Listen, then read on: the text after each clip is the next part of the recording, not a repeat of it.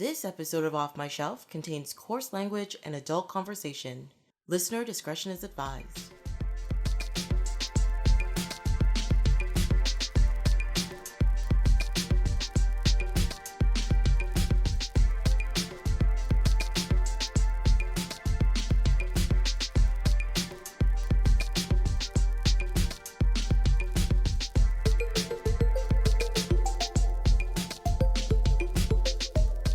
Hello, my name is Tracy James and welcome to Off My Shelf, a podcast about movies that are, well, off my shelf, where we go through my DVDs, talk about the movies in my collection.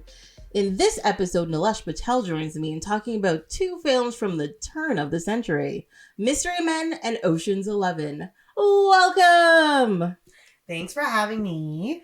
It's been, obviously, I should have been on earlier. You should have been on a long time ago. Yeah. So before we started recording, I mentioned in a month, we would have known each other for 20 years. Yeah, probably one of my longest friendships now. I think I only know one other person, and that was only because they met me first. That was the only reason. Otherwise, no. Yeah, it's been Corey, actually. Yeah. You're my second longest friendship because everybody knows Sarah. Yeah.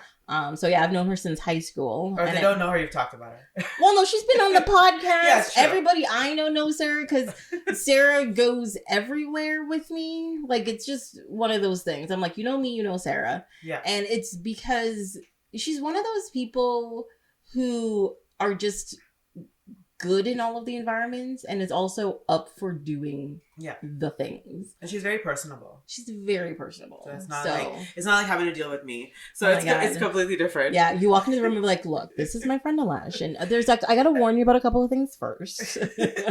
Anything I say, just disregard it. It's totally fine. It's totally fine. Fine. Unless it's about fashion, because damn. In which case, yes. In which case. Sorry, what did you call this coat you're wearing today? It's known as a shacket. It's a shacket, everybody. It's a shacket. It's a fuchsia of shacket.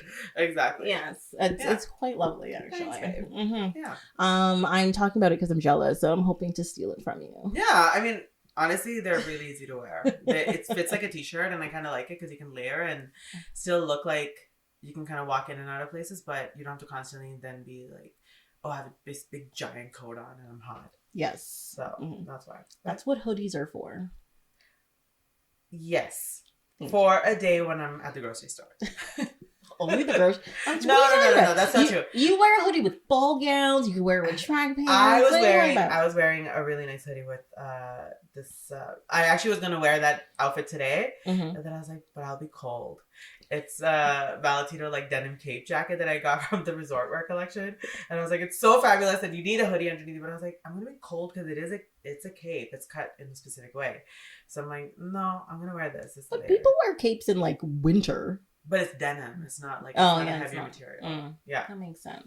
So, yeah. It's like specific. I mean, I have worn it recently, but not on a day like today where it's like 4 degrees outside. Yes. Yeah. So as you can see, I have a guest who wears outfits. Unlike myself, who's just like, what smells good? Yeah, okay, I'll put this on. Thank you very much. To go places. Yes. It's important. I mean, when you're around, I definitely have to step it up or else you will shame me. I used to. I don't think I do that anymore. Because we don't see each other enough. There's a lot of like phone conversation. You don't know what I'm wearing. There are times I think but I feel like every time we have hung out, I've been like, I've actually liked everything you've worn. And I was like, this is really cute, actually. This is nice. Yeah, those were the few times where we're just like, okay, maybe I shouldn't put this Your on. style has also grown up so much since when I used to be mean to you about it. A little bit. No, it's grown up. Come on. It's still technically jeans and a t-shirt. There was a period of your life where you were only wearing caption tees all the time. Every single one of your shirt had a caption on it of some sort, and it was like this one trick thing. And I totally get it because obviously we knew each other around the same time as these movies came out. So I get it because now when I think back, that was the thing. Because now, like, all of that stuff is coming back this season, and it makes me laugh because as you walk around the places and you see it, I was like, oh my God, we wore this. Like, these were things that we, all those like very like ironic logos and little captions. It's everywhere this season. That's half my shirts, but yes. But there was a time where you were dedicated to it. Yeah, but anytime I stepped out of that, you also made fun of me because you thought it was still ridiculous. Because I still remember... There were times where we all went out and I was like, you look so cute. No, but there was a time... So, I'm going to preface this, and you will back me up on this. Before Avril Lavigne was popular, I had started wearing button-up shirts with a tie. Yeah. I owned one tie that was black, and I started wearing it, and people were just like, who do you think you are? Why are you wearing a tie? Blah, blah, blah, blah, blah. Month later, Avril Lavigne comes out, and then everybody's just like, oh my God, you just want to be Avril Lavigne. And I was like, well, I can't do this anymore. Yeah. And so I stopped. Which made me laugh because the comparison was so far off. Like, so far off. Avril Lavigne, when she first came out, I mean, obviously before she turned into a clone now. Isn't that the thing now? That she's a clone? I mean, I don't pay attention to her anymore. So, yeah, I'm not bombarded by her. So I literally But have there no is a idea. theory that the real Avril Lavigne died. What? Yes, the real Avril Lavigne died shortly after Complicating came out, and essentially her record company made so much money off of that first like single that she came out with that they found another girl who's a lookalike. So the real Avril Lavigne apparently allegedly is dead. Okay, first of all, the only thing that would make that story better is if the record company made so much money that they made a clone of her. Yeah, I really thought that's where the story was going. I want to know that that's the only reason that you got married to Jack Kroger. Wait, that's the Nickelback guy, right? Yeah, exactly. That's, oh my God. That's the only reason that she got married to him, right? Come on, the real Avril Lavigne would not get married to the guy from Nickelback. Yeah, she has to get married to a skater boy and then see you later boy. Yeah, like, so. Everybody knows this, guys. Honestly, so I was like, okay. So, but I remember that time when people would just be like, oh yeah, you're wanting to ape like her style. This is a weird comparison. It was a weird ass comparison. Yes, there were definitely a couple of stylish trends that I quote unquote started that people don't believe me. It's true. And I was like, remember the whole accent nail thing? For years, people asked you why one was the other color. Yeah. Years. Or I would go, oh, did you run out of nail polish? Yeah. And then, like Beyonce did, and everybody's like, oh my God, accent nails are so in. I love your technique and blah, blah, blah. And I was like, go fuck yourself. Yeah, you are the nail art girl. Right? You're the nail art girl. Before, I think my first kind of person that I knew who was doing nail art, like when they did their own nails, was you. Oh, thank you. Yeah, I don't think because I always knew everybody who did like a basic yeah, stuff. They did a basic color and that was it. And I would always be like, oh my God, nails are so cool. And then remember we would go places and somebody would ask you about the accent nail and then we'd be stuck there for an additional 15 minutes. Yes. And I would always be like, okay, can we stop talking about this, please? Like, this is very interesting, but we get it. You like her nails. Okay, can we? Thank you. Have a good day. It's because it's hot. Exactly. And now they're everywhere. People do like ridiculous things. Have like an entire building on top of their ring fingernail. Yeah. And you're just kind of like, how do you live your life? Well, that's the one thing I don't like about it's the thick nail art where it's like an object is on your nail. Yeah, 3D. That's just, to me, that's just pointless and obtrusive. Like, because you literally can't function. Like, how are you putting something in your pocket? How are you cooking? How are you, wiping your own ass? Like, how are you doing basic? Or if you have a press on, function? I can understand that the press on will come off. But people who actually go to the salon and get them done like that, and it's like that for weeks. That's I don't get it. If you're lucky, because I'm sure some of those things, the way they're stuck on, you do something wrong, it'll just flip right off. I would think get you in your eye. Can you imagine? Done. Yes. I'm just here pontificating about how cool I am. I can't help it. I mean, you are probably one of the more sartorial people that I would know. In the sense that you don't do things that are trends, you don't do things that are necessarily like what's considered to be fashionable now, but it's kind of a good thing because as a result, you never really look different. Like, so if I feel like if I look an old photo of you, I'll be like, oh yeah, she looks like that now. Yeah, well, I was like 20 pounds lighter. But that notwithstanding, I feel like everything else when I look at the outfit, I was like, yeah, that's something you'd wear now. It's not like, for me, I feel like when I look at old photos, I'm just like, oh my God, what was I wearing? But even then, it wasn't horrendous. I always have to say that about my younger self, that I have really good taste in that way. There are certain things that were like a bit question mark. Yeah. But mostly, I liked everything I wore. So when I look at it now, because some of it I still own, like outerwear wise, I still own it. So obviously I thought it was great and I still wear it. So yeah, like I always buy like essentially basics. Yeah. Because like I said, my fashion is 90% jeans and a t-shirt in some iteration. Yeah. So it's like that doesn't go out of style, really. No. It's a uniform for a reason. Yeah. You know? The slogan tees have reduced a lot. Yes. Yes. It's been a long time since I've seen one. It's been a very long time. I have to give you credit for that. Because there was a time where I was like, what's, you know, I think you, Corey, and I, when we used to hang out a lot, I was like, let me guess what Tracy's gonna be wearing. So it's not like that anymore. So it's a pleasant surprise.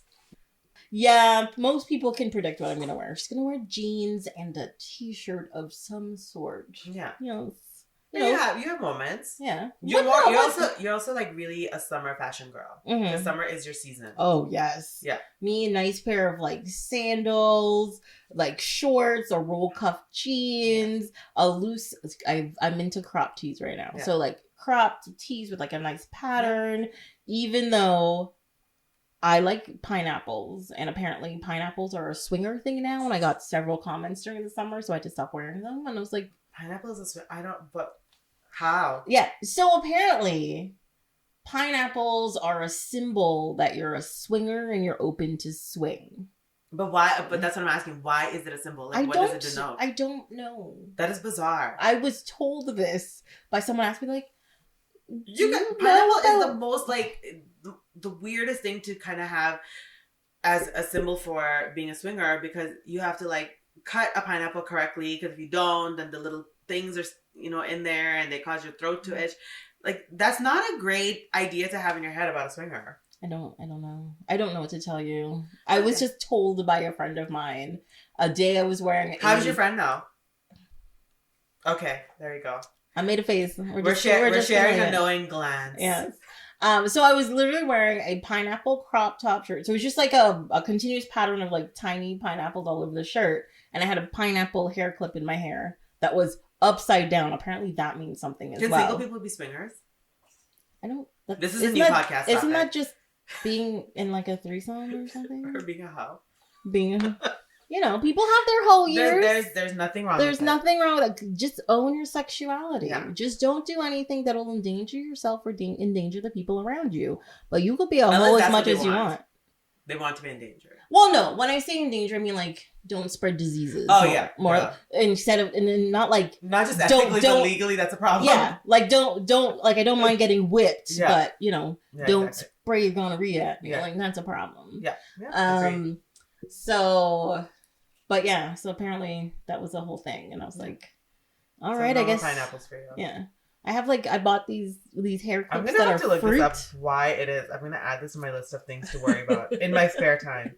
Okay, if I find anything, I'll probably Google something after about it, and I'll put it up. But whatever. Right. But you know what?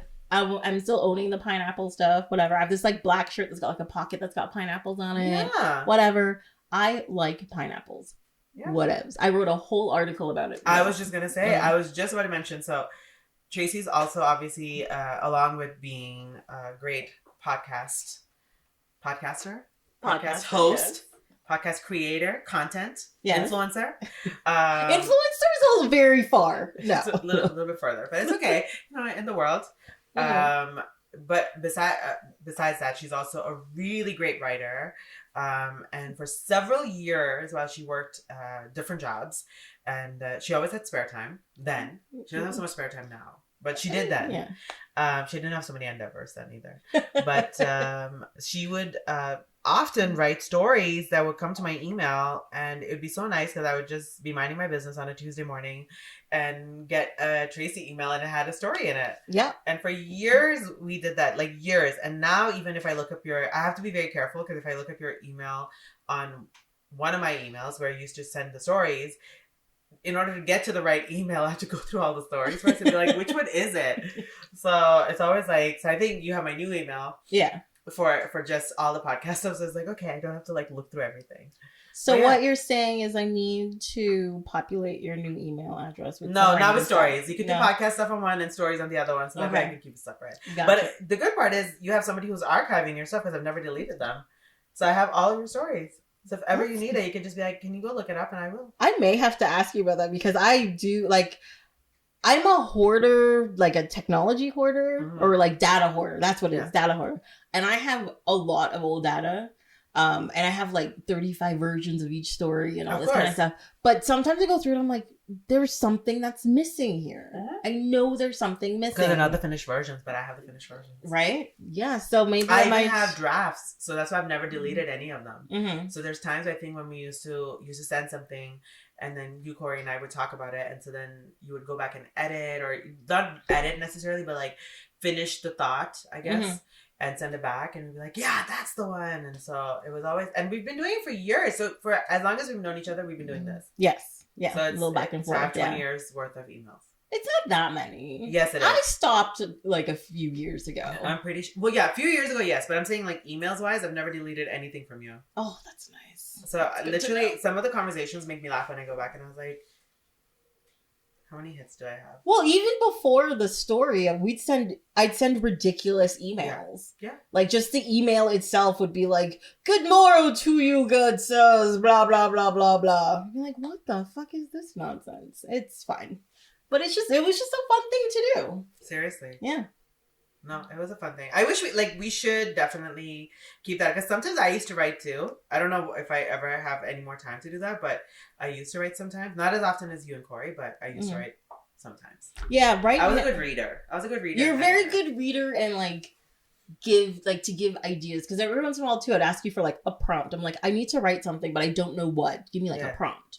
Yeah. And I still have my favorite story from that was Trapped in the Dumpster. Yeah. I love that story. I gave that to someone. They're like, this is just frivolous. I'm like, I know, but it's fucking hilarious. Yeah. And I think like that's where good writing comes from, is that you're not writing with an aim in mind, or like with some kind of goalpost that you have to hit, and then you're kind of like, oh, I got my story there, and that's what it is. You just write and you figure it out. Something comes out. Yeah. It's true. Like right now, I don't know why, but maybe it's because I've hit a certain age. But I've been doing a lot of like reflective story writing, so a lot of more like biography stuff than just like, you know, a lot of is it fiction or sci-fi?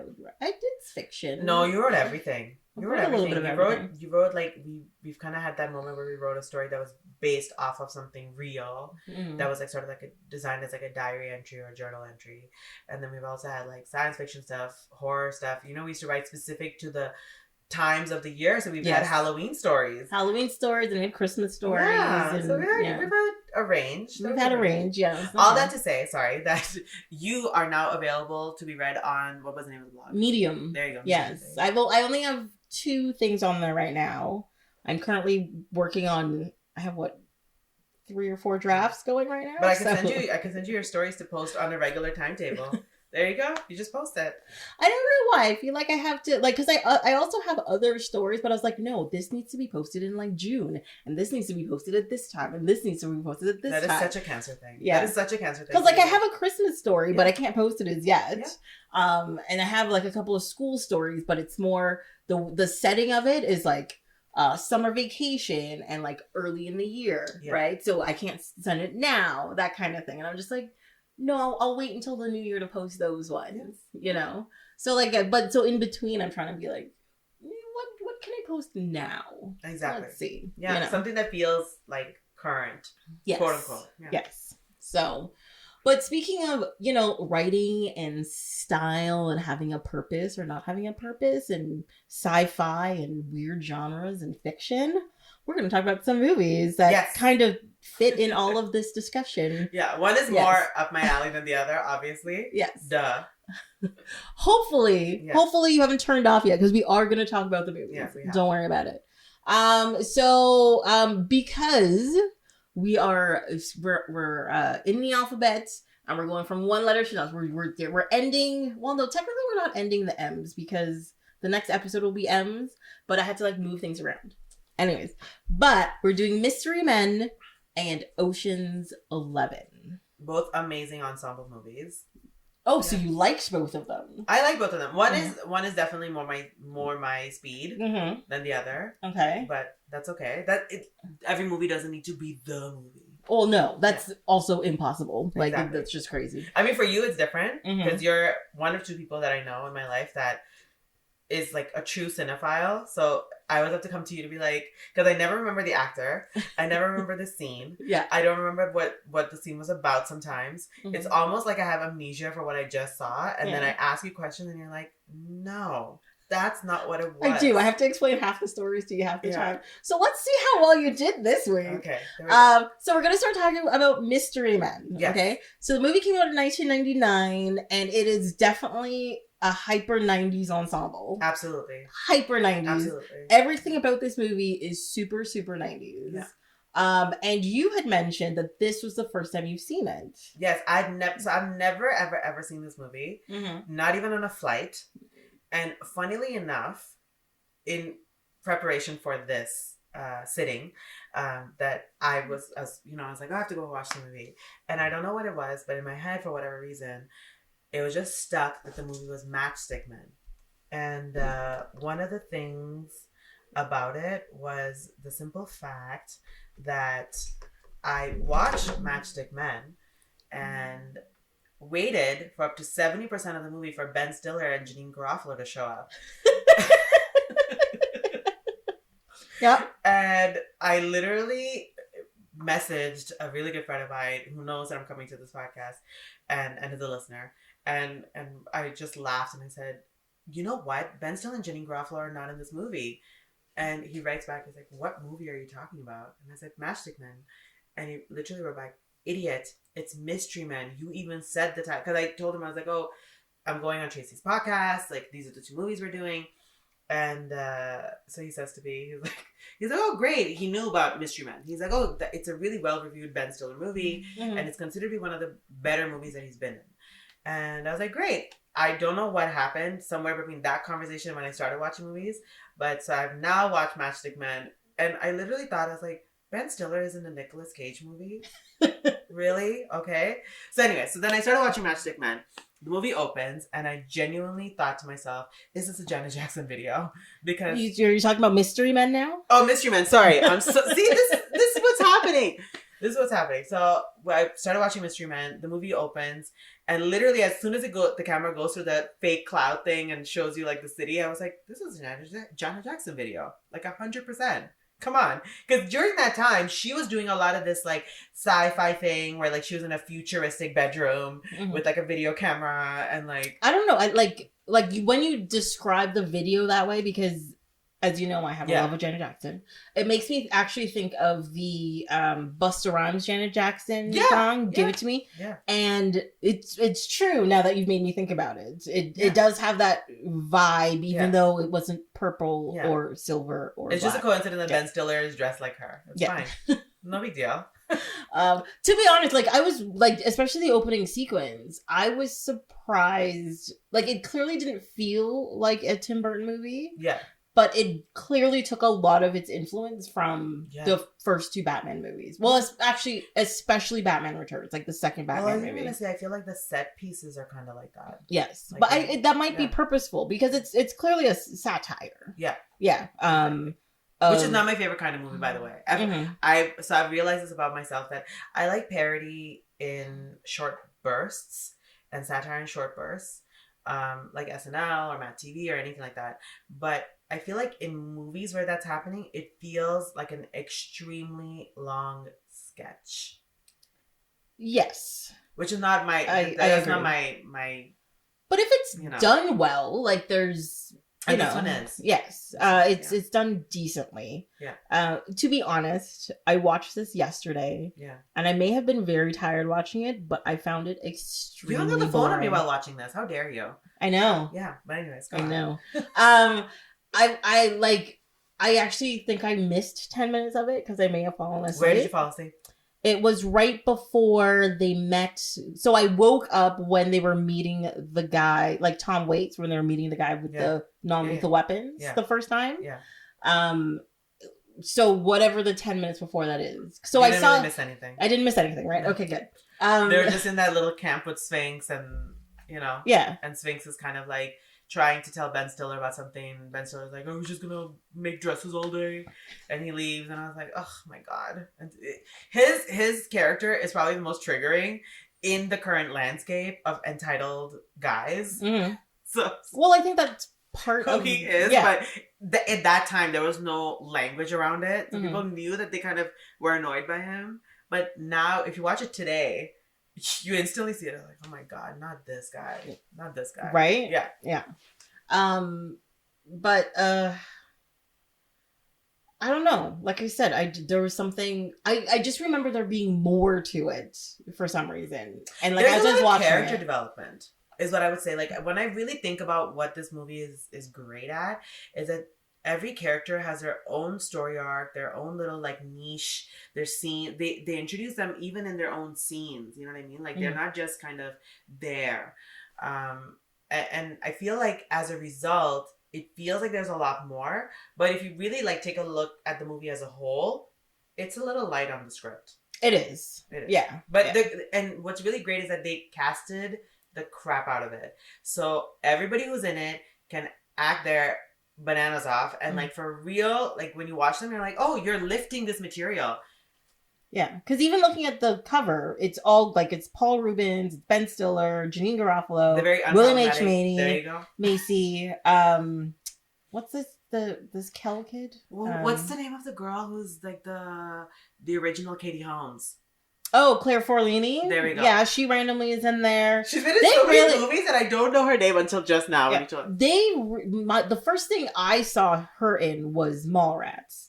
Which we talked about recently. And then, yeah, she shows up in like Meet Joe Black and all this kind of stuff. Right. And then they tried so hard, like Sam Worthington, they tried so hard to make her a thing. And then nobody cared. And she wasn't. I don't know. And it's weird because it's like her DNA is not all that different from, like her acting DNA, is not all that different from Kristen Stewart or Katie Holmes or any of these people. Yeah, but Kristen Stewart should go away. I mean, I don't know. She played Diana. She is so bland. I didn't hate that movie, but I also was like, you know what? I get it. Okay, you're playing Diana and you have the accent and they gave you the hair and good for you. Congratulations. Yeah, but I think there's more to it than just looking at like the character. She is less terrible than she was in any of the Twilight trailers. Whoa. And I say Twilight trailers. I've never watched a Twilight movie, but yes, she's I have also refused to complain about Twilight. Because I've seen the trailers and I refuse to watch Twilight. But I always tell myself, if you haven't watched the movie, you can't complain about it. Yeah. So I don't. No. But no. It's okay. It's not my thing. That's just a thing. But everything I've seen Kristen Stewart in, she is just so bland and so uninteresting. And I'm just like, why do people keep casting you? Like, I don't get it. Like, she's not unattractive, but I don't think she's pretty enough for like, no, just put her on screen. Everybody will just think she's beautiful. Yeah. No. But then she also doesn't have the personality enough to be like, I'm out there. Like the one movie I liked her in was, what was it? Panic Room. And I didn't even realize it was her until like 20 years later. Yeah. And they're like, that was Kristen Stewart. I was like, was it? I'm like, she's in it for 5 minutes. Her head's shaved and she's in a corner the whole time. And she's like got like asthma or something. So she's coughing. Fine. And the movie's really relying on Jodie Foster in that movie. Yeah. It's all Jodie Foster. Yeah. Like, come on. That and what was the other one? Flight Plan? Flight Plan. Oh my god. Look, where's my daughter? Ah! And now all of a sudden she's in some car in the hull of the plane. Okay, whatever. What she had just designed. That was the first flight of this plane she just designed. So I thought it was really cool that she had. Is it an aero engineer? Yeah. Yeah. But the plot is so. Flight Plan is not a good movie. But no. Anyways, I'll leave it for when you talk about the Fs. If you own that movie. I don't think you do. You know, we're an M, so we've missed the Fs already. Oh, never mind. Well, we'll talk Panic Room. It'll come back up. It'll be fine. But yeah, like, I just find Kristen Stewart boring, and I don't know how she's getting jobs. No. But also Claire Forlini, I think, has that same thing. Yeah. Like, I'm gonna sound mean, but she's basic looking. And she's not a very appealing actor. But for the part that she's in, she's okay. Like, she has, like, 3 scenes in the movie? Yeah. But she doesn't, like, her characters don't do anything. No, and that's in every movie. Exactly. And and I think that's why she went away. That's the same thing, like I mentioned, Sam Worthington, right? He's not good enough looking for you to just be like, put him on screen, I'll be fine. No. But then he's also so bland. Like, he's like a potato on screen. He's fighting the Kraken and he's like, die, Kraken. Like, come on. Come on. I only bring that up because that was literally on TV the other day, and I was just like, oh, you are really boring. Yeah. Okay. There's a lot of people who, unfortunately, are in the movie industry just for being unoffensive enough looking and being good at just tolerable enough in acting. Can I mention one person that people might yell at me about? Who? Halle Berry. I mean, I can't say that I had a Halle Berry haircut. I really did at one point. I thought it was, what's her name, Jinx? In my head, I did have that little haircut, and I thought it was so great. And then somebody had to tell me, it's like, you don't have that face. But, I mean, she's good in, I don't know what she's good in. Exactly. See? Exactly. Yeah. And I know she won a Oscar for Monsters Ball. But that's never seen it. I've never seen it either. But I also just don't want to watch a movie about a woman being abused for 2 hours. That's not my idea of a good time. And what was the movie where she was introduced and she was a crack addict? I did see that movie. Stealing Isaiah. Was it? No, it was Getting like, Isaiah back. No, it was like Boomerang or something. It was like one of those. Is that the one where she is a substance abuser and then like basically her child gets taken and then she has to fight in court? Is that the movie you're talking about? No. She is in a movie like that too, though. Yeah, so that is the Isaiah one. Yes. Yeah.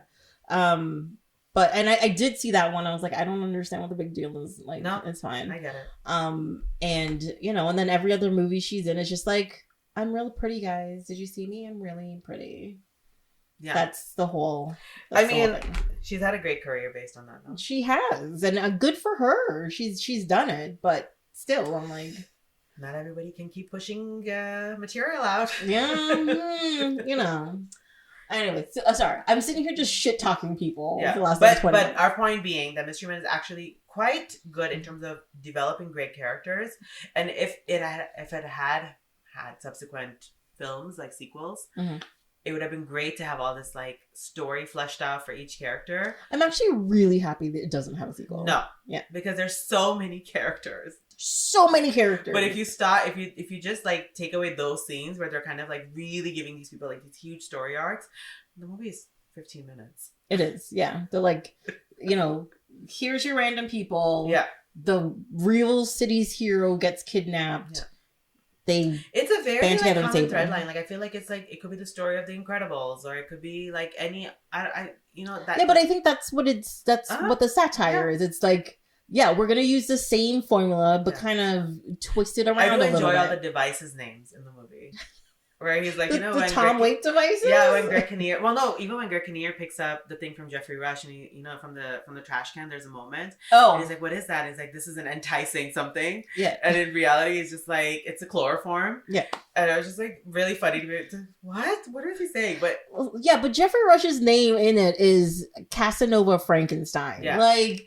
Right from there, you're gonna get some. And his love interest in the movie is Sydney Bristow's mother on Alias, which I had never known that she had done anything else, and now I know that she did act in a movie. Yeah, but before. She says 4 words in the whole film. Yeah, she's not. I mean, she just walks around going like, I'm the evil mistress, and she just makes these weird faces. If ever you liked her, go watch Alias because she has like 4 seasons to her name, and she has a lot to say in each movie, in each season. She's probably done other things that you just don't realize. I really don't know her from anything until I saw Alias, and then I watched her in the movie, and I was like, "Oh my god!" Let's see what else has she done. This is this person. Yeah, Lena Olin. Is it or Lena Olin? I guess. See, Alias is in her top 2 credits. Look at it. She was in Chocolat. She was? Apparently. Oh yeah, she's the one who's being abused. Yeah, I never watched Chocolat more than half a movie in a flight. Yeah, I only watched it once and I was like, Chocolat, Chocolat, Chocolat. And I was like, you need to relax, guys. Oscar winner? Oscar nominated. I think there was somebody won, but it was nominated for a few things. That's when Johnny Depp was not problematic. Correct. He's not problematic anymore, but there's something up. I don't know. He was in Casanova. Yeah. There you go. There's a bunch of movies here I don't recognize. This is all the ones that she's been in? Yeah. Wow, good for her. She's been acting since 1976. So I'm absolutely wrong. But some of these movies are not in English. Look. That is true. I don't think English is her first language. No, it's not. You can tell when she's speaking. She was born in... She's Swedish. Wow. Yeah. Yeah. She looks exactly the same. Yeah, she's aging well. Yeah. Well, actually, I wonder how old this picture is, but you never know. It's fine. But she looked the same in Alias that she does in the movie as Mystery Men. Yeah. Yeah, so... Well, she's got 3 movies coming out next year. One looks Swedish. The other 2... Good for her. I'm glad she's working. I always liked her because, you know, she was Sydney Bristow's mom. Mm-hmm. What's Hunters? Oh, yeah, this is the Amazon Prime series. I watched this. It's about, like, I did not watch Jewish this. people getting revenge on Germans who imprisoned them and tortured them in Auschwitz. Oh. Something like that. And so they're, like, hunting them down? Yeah, and what, person is in it. What's his name? Not Al Pacino. See, in my head, I know he's not. It is Al Pacino. It is Al Pacino? Who am I thinking of then? The other one. De Niro. There you go. Yeah. So, Al Pacino. Yeah, I find their names are interchangeable, to be honest. Yeah. Like, it's just a thing. And then the lead actor in that series, Logan Lerman, is also like German or something in real life. Cool. So maybe I should go watch that show. It's an enjoyable show. It's dramatic action, is what I would say. Mm-hmm. Yeah, it's just a good drama series. 6 episodes or 7 episodes, whatever. I'm down for it. There Okay. Yeah. But yes, there are so many characters in this because you also have, so you've got Geoffrey Rush. Yeah. There's also Eddie Izzard's in there. Love Eddie Izzard. Like, so good. And I didn't know that he's done so, I like obviously knew that he had done film work, but he's done so many dating back. So I went on like a little, you know, dive. Yeah, little dive because I really actually enjoy all of his comedy. Mm-hmm. And like, I saw him in person once. Yeah, he was great. Yeah, right? Yeah. You saw him here? Yeah. Oh. On like a Just for Laughs thing? No. No, he did a show at oh my god, what's the name of that theater that's across from Eaton Center on the side street that they just redid the other day? AMC? No. No, like when I say theater, not movie theater. Oh, like a real one. Yeah. So you know, Princess like Wales? there's Young Street here, Yeah. and there's like a theater here, but then there's like a side street that's across from Franz. I know what you're talking about. You know what I'm talking about. The Yes. one with the little stage lights. Yes. Yeah. That place. And they That just redid it during the pandemic. They redid Never been the there, place. so never been to that venue. Yeah. I really liked it. Well, I went before it was redone. Yeah. Like years and years ago. And yeah, he was so funny. Because I was kind of like skeptical about it because I was just like, I've heard of, but I don't know. One of my favorite jokes from Eddie Izzard of all time is the evil giraffe joke. Have you heard of this? No. About how like lions and tigers are always portrayed in cartoons like as being very evil, and there's always this thing of like, you know, just the way that they're even drawn and the way they speak, there's very like, I'm going to eat everything. And they're like, but they never do that to giraffes. And he's like, you know, there's no giraffe walking around going like, I ate all the leaves and some of the other giraffes may die. That's exactly how he delivers it. Subsequently, I've also had an evil giraffe t-shirt given to me because they know that I love that joke so much. And it was in reference to kind of like how vegetarian people are always considered to be so angelic and all this stuff. But anyways, that's a offshoot moment. I am not saying all vegetarian people like this, but a lot of vegetarians are very self-righteous and it's just fucking annoying. True. I want to fight them. It depends on what reason you're doing it for. Yes. But like if you're being a vegetarian just so you can tell other people you're a vegetarian, you can go fuck yourself. Yeah, maybe you're just doing it because that's how you like it. It's healthier. You don't like the taste of meat. Whatever. It's cheaper. It's not cheaper, is it? I don't think it's cheaper. I mean, it's cheaper than meat.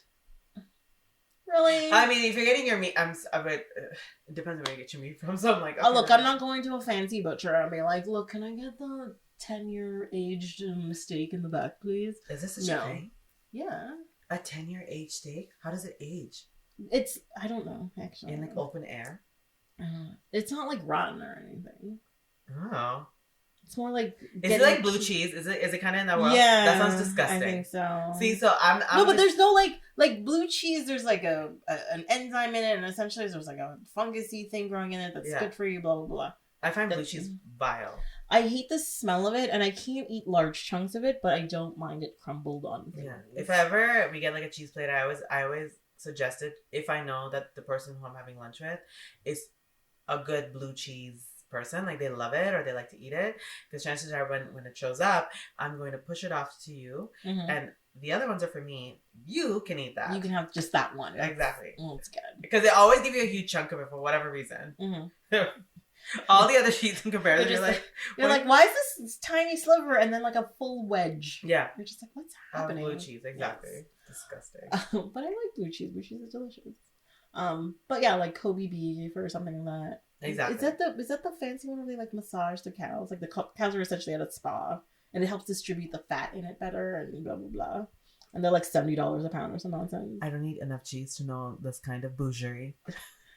There's some fucking fancy cheese out there. Oh yeah. Okay. Absolutely. The one cheese that I will probably refuse to ever have is the French maggot cheese. I forget what that's called. It's like civet cat coffee. Like these maggots eat it and then whatever their secretion. I did not realize you like to be cast on Survivor. No, that's what I'm saying. I would not eat it. There's not a We're thing. We're gonna send you tape in to Survivor. If you but that's like the civet cat coffee that people like. It's like $60 a pound. What? Yeah. So there are these cats that eat the coffee like berries that have like the seeds inside, which make coffee. Yeah. And when it digests through their system, don't say anymore. Okay. You're for real? Yes. That's disgusting. What are you talking about? Honey is technically I know it's bee vomit. Vomit, yeah. So we eat weird things if you think about it too hard. I don't eat honey either. You don't eat honey? It's very rare. Mm-hmm. Very rare. How you're so sweet. Aww. I'm like bitter. Very bitter. No, I'm not bitter. I would say I'm caustic in the sense that like I will say a spicy thing every now and then, but not as much as I used to when I was younger. Oh yeah, you used to see some mean things every once in a while. Because even I'd be sitting back and be like, oh damn. Yeah. Oh. When I was younger, I felt like I needed to have the last word, and as I get older, I feel like it's okay. I don't have to have the last word. I don't care enough. Is what my problem is. Precisely. I'm like, it's is that what you want to believe? All right, have a good day. And there's no point. Yeah. No, I don't need to win every single conversation. It's okay. But don't worry. People think that my nonchalantness most of the time means they can push me over. But no, if you push, I will. If you work in law long enough, you'll realize you don't have to have the last word. It's exactly. Okay. It's fine. It's just fine. Yes. How did we get over here? Yes, exactly. What were we talking about? I don't know. We were talking about Eddie Izzard, and then we went off onto this. See, this is what happens. Yes, this is what happens all the time. You're talking about the cast. Because I'm sitting here going like, how do I segue back to the movie? I don't even know. Sorry. There's no easy segue. Who else is there? Oh, so, okay. Another thing I realized is there's so many musical references in this movie. Yeah. So, like, there's the friend of Eddie Izzard's character is played by Praz from the Fugees. Yeah. Then you have the not Goody Boys, which is actually like the not Goody Mob, which is Goody Mob, right? Which is like CeeLo Green and stuff. Where you got to start. You also have.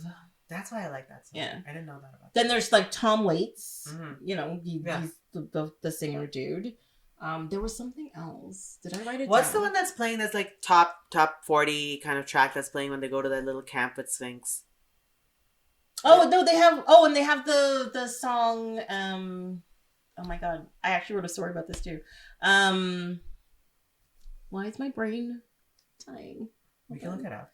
No, I'm gonna remember this. Okay. What are you talking about? Because it was made famous by Shrek. Yeah, I know. See, I don't remember anything, so I already clocked out on this particular memory thing. Smash Mouth. Smash Mouth, there we go. Yes. See? What's really funny is that people forget. Okay, so I'm actually gonna look up the name of the song because this is gonna drive me fucking crazy. Because right now, it can't get enough of you babies in my head. But I'm like, I know for a fact it's a top 40 song. It is not that song, but that was also a top 40 song. Oh, really? Yes. More so than this one from Smash Mouth? Oh no, this one was more, especially after Shrek came out. Yeah. It played non-stop. All-Star. It's All-Star by Smash Mouth. But the thing is, this movie came out before Shrek. Yeah. And the music video for All-Star by Smash Mouth is Mystery Men. Like, there's scenes cut into it and all kinds of stuff. Yeah. Is that like the first instance of somebody kind of cross-promoting with the movie? No. Or like, not with music videos. Not with music videos, no. No. But the thing is, when Shrek came out, this song blew up, and most people, like, when they think about, like, All-Star, they think Shrek. But that's not the truth. That's not the truth. You're getting all the details here. All of the details. This is what you get for listening. Mm-hmm. The thing that you wanted to know about Smash Mouth. Right? I honestly, truly, actually really like Smash Mouth as as a group, and I really actually like the music.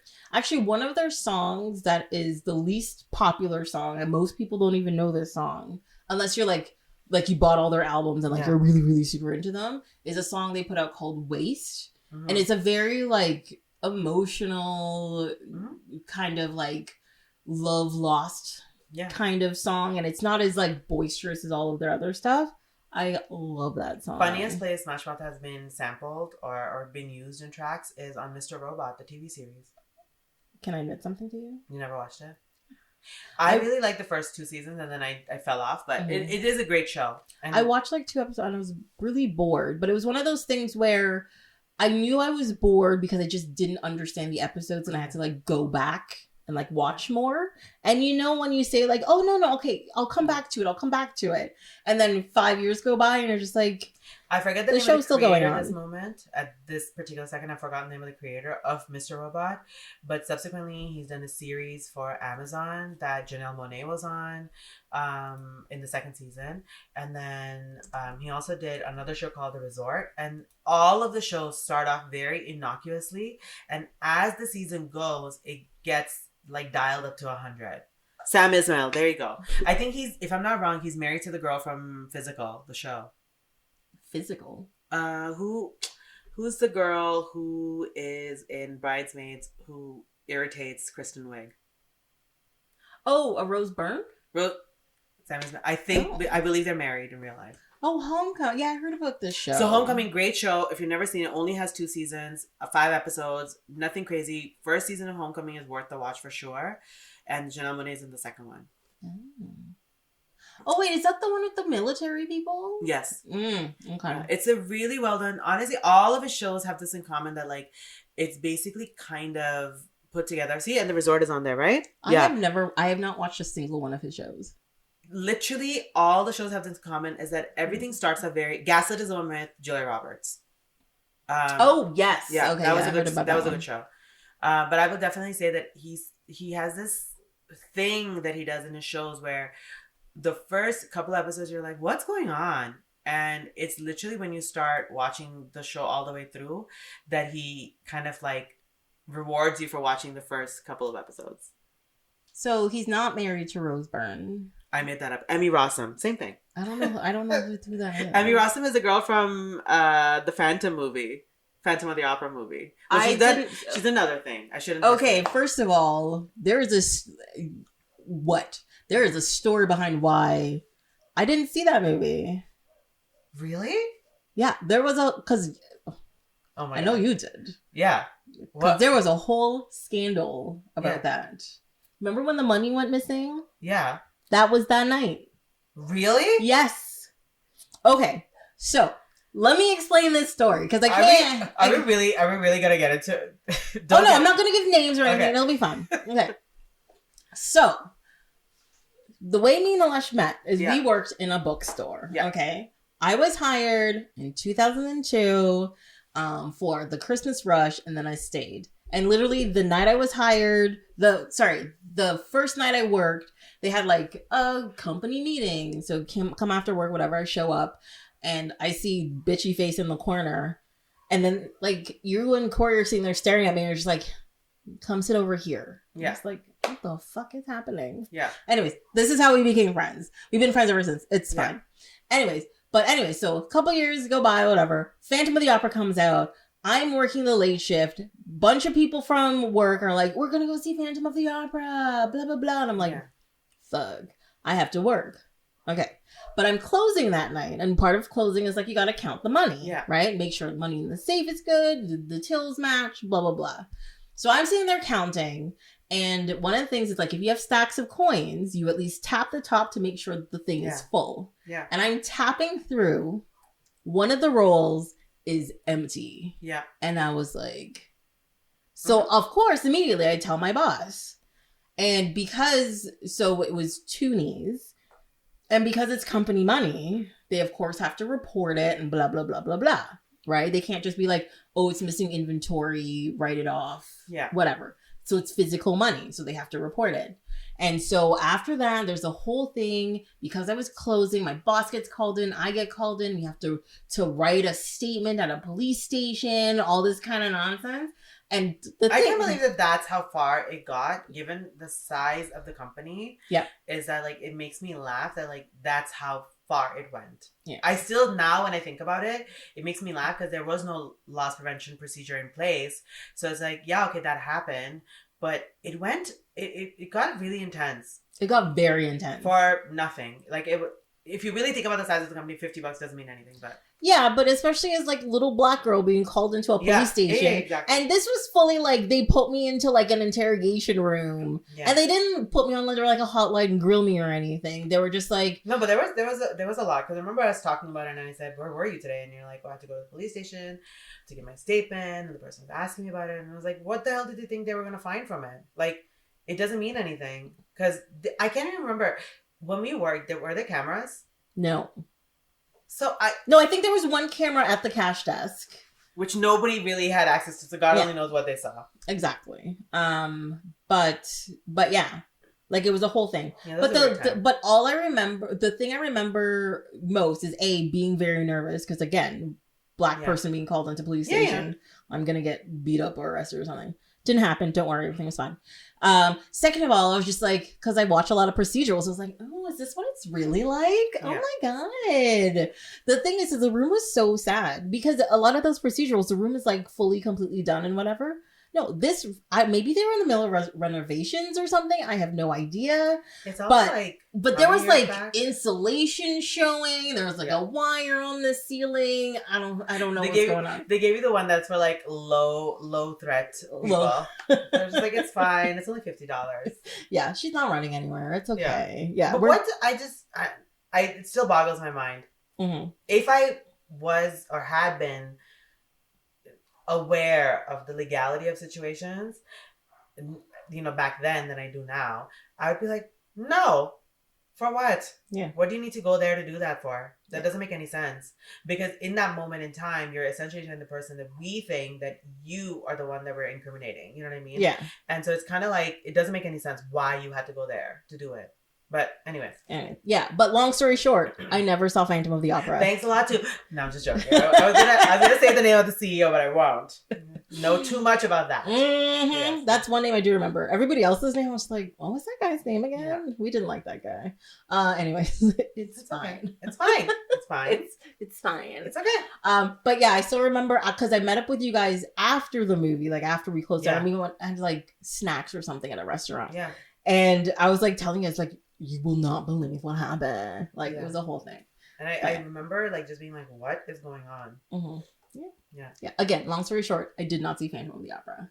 But she was the girl in The Day After Tomorrow, so now I know. I get it. Wow. Yes. I know. The Day After Tomorrow is one of those movies where I feel like I shouldn't like it, but every time it's on TV, I watch the shit out of it. I watched it a million times. Every time. It's the one with Jake Gyllenhaal, right? When he's like 17. Yeah. And not problematic for stealing Taylor Swift's car. Yeah, there's a whole thing. Did you miss the movement? Okay. Where Taylor Swift released that song that Blake Lively directed. You keep talking about Taylor Swift and I'm just letting you know what the kids are talking about. This is how you stay young. But yeah, there was a whole thing and at one point the lady from Blackish got involved, the grandma, who was like really funny in real life. She got involved and she was like, Jake, you should give Taylor her scarf back. I'll send you the money. You know what's really funny about that? What? You're like, oh, the grandma from Blackish? She's in this movie. No. She's the black wife of William H. Macy. Jennifer Lewis. Oh my God. I did not recognize her face. And I thought... Yeah, but even if you don't recognize her face, you recognize her voice as soon as she talks. Yeah. Because I looked at her, I was like, she looks familiar. Then she spoke, I'm like, oh, it's her. That was it. So you're welcome. See, I tied that in for you. Ooh, segue. And there we go. Yes, we did it. Oh. It's related. Yes. Yes. Yes. So we were going back to what we were talking about, that in the movie, one of the things that constantly happens is that you kind of have like these really great scenes, but when you really look at like the flow of the film, there is It does lack a certain flow. It feels very like choppy. It's very choppy. Yeah. I find it goes from high to low too quickly and too long in between. Exactly. So like the action sequences are extended. Yeah. But also the lull in between is also extended. Yeah. And I think that's what was making me feel so bored. Like I remembered most of like the action parts. Yeah. But like the lulls, I was like, were they always this long? Like they were like 10, 15 minutes. And then, you know, a 6-minute action sequence, then 10, 15 minutes and a 6-minute action sequence. And you're like, okay. And then the last, 20 minutes of the movie is all like this weird action thing. It never like gains speed as the movie's coming to like a climax. There's nothing happening. It's very like flat, which is why I think maybe when the movie came out, because I was looking at it like its overall rating and it had like 6.5 out of 10, which is like, it's not bad, but it's not, you're not anywhere close to like a good in that way. So I think one of the things that would have helped it if they had really worked at making sure that those in-between scenes that are happening amidst all the action, they're just as great. And they're not really. No. Really.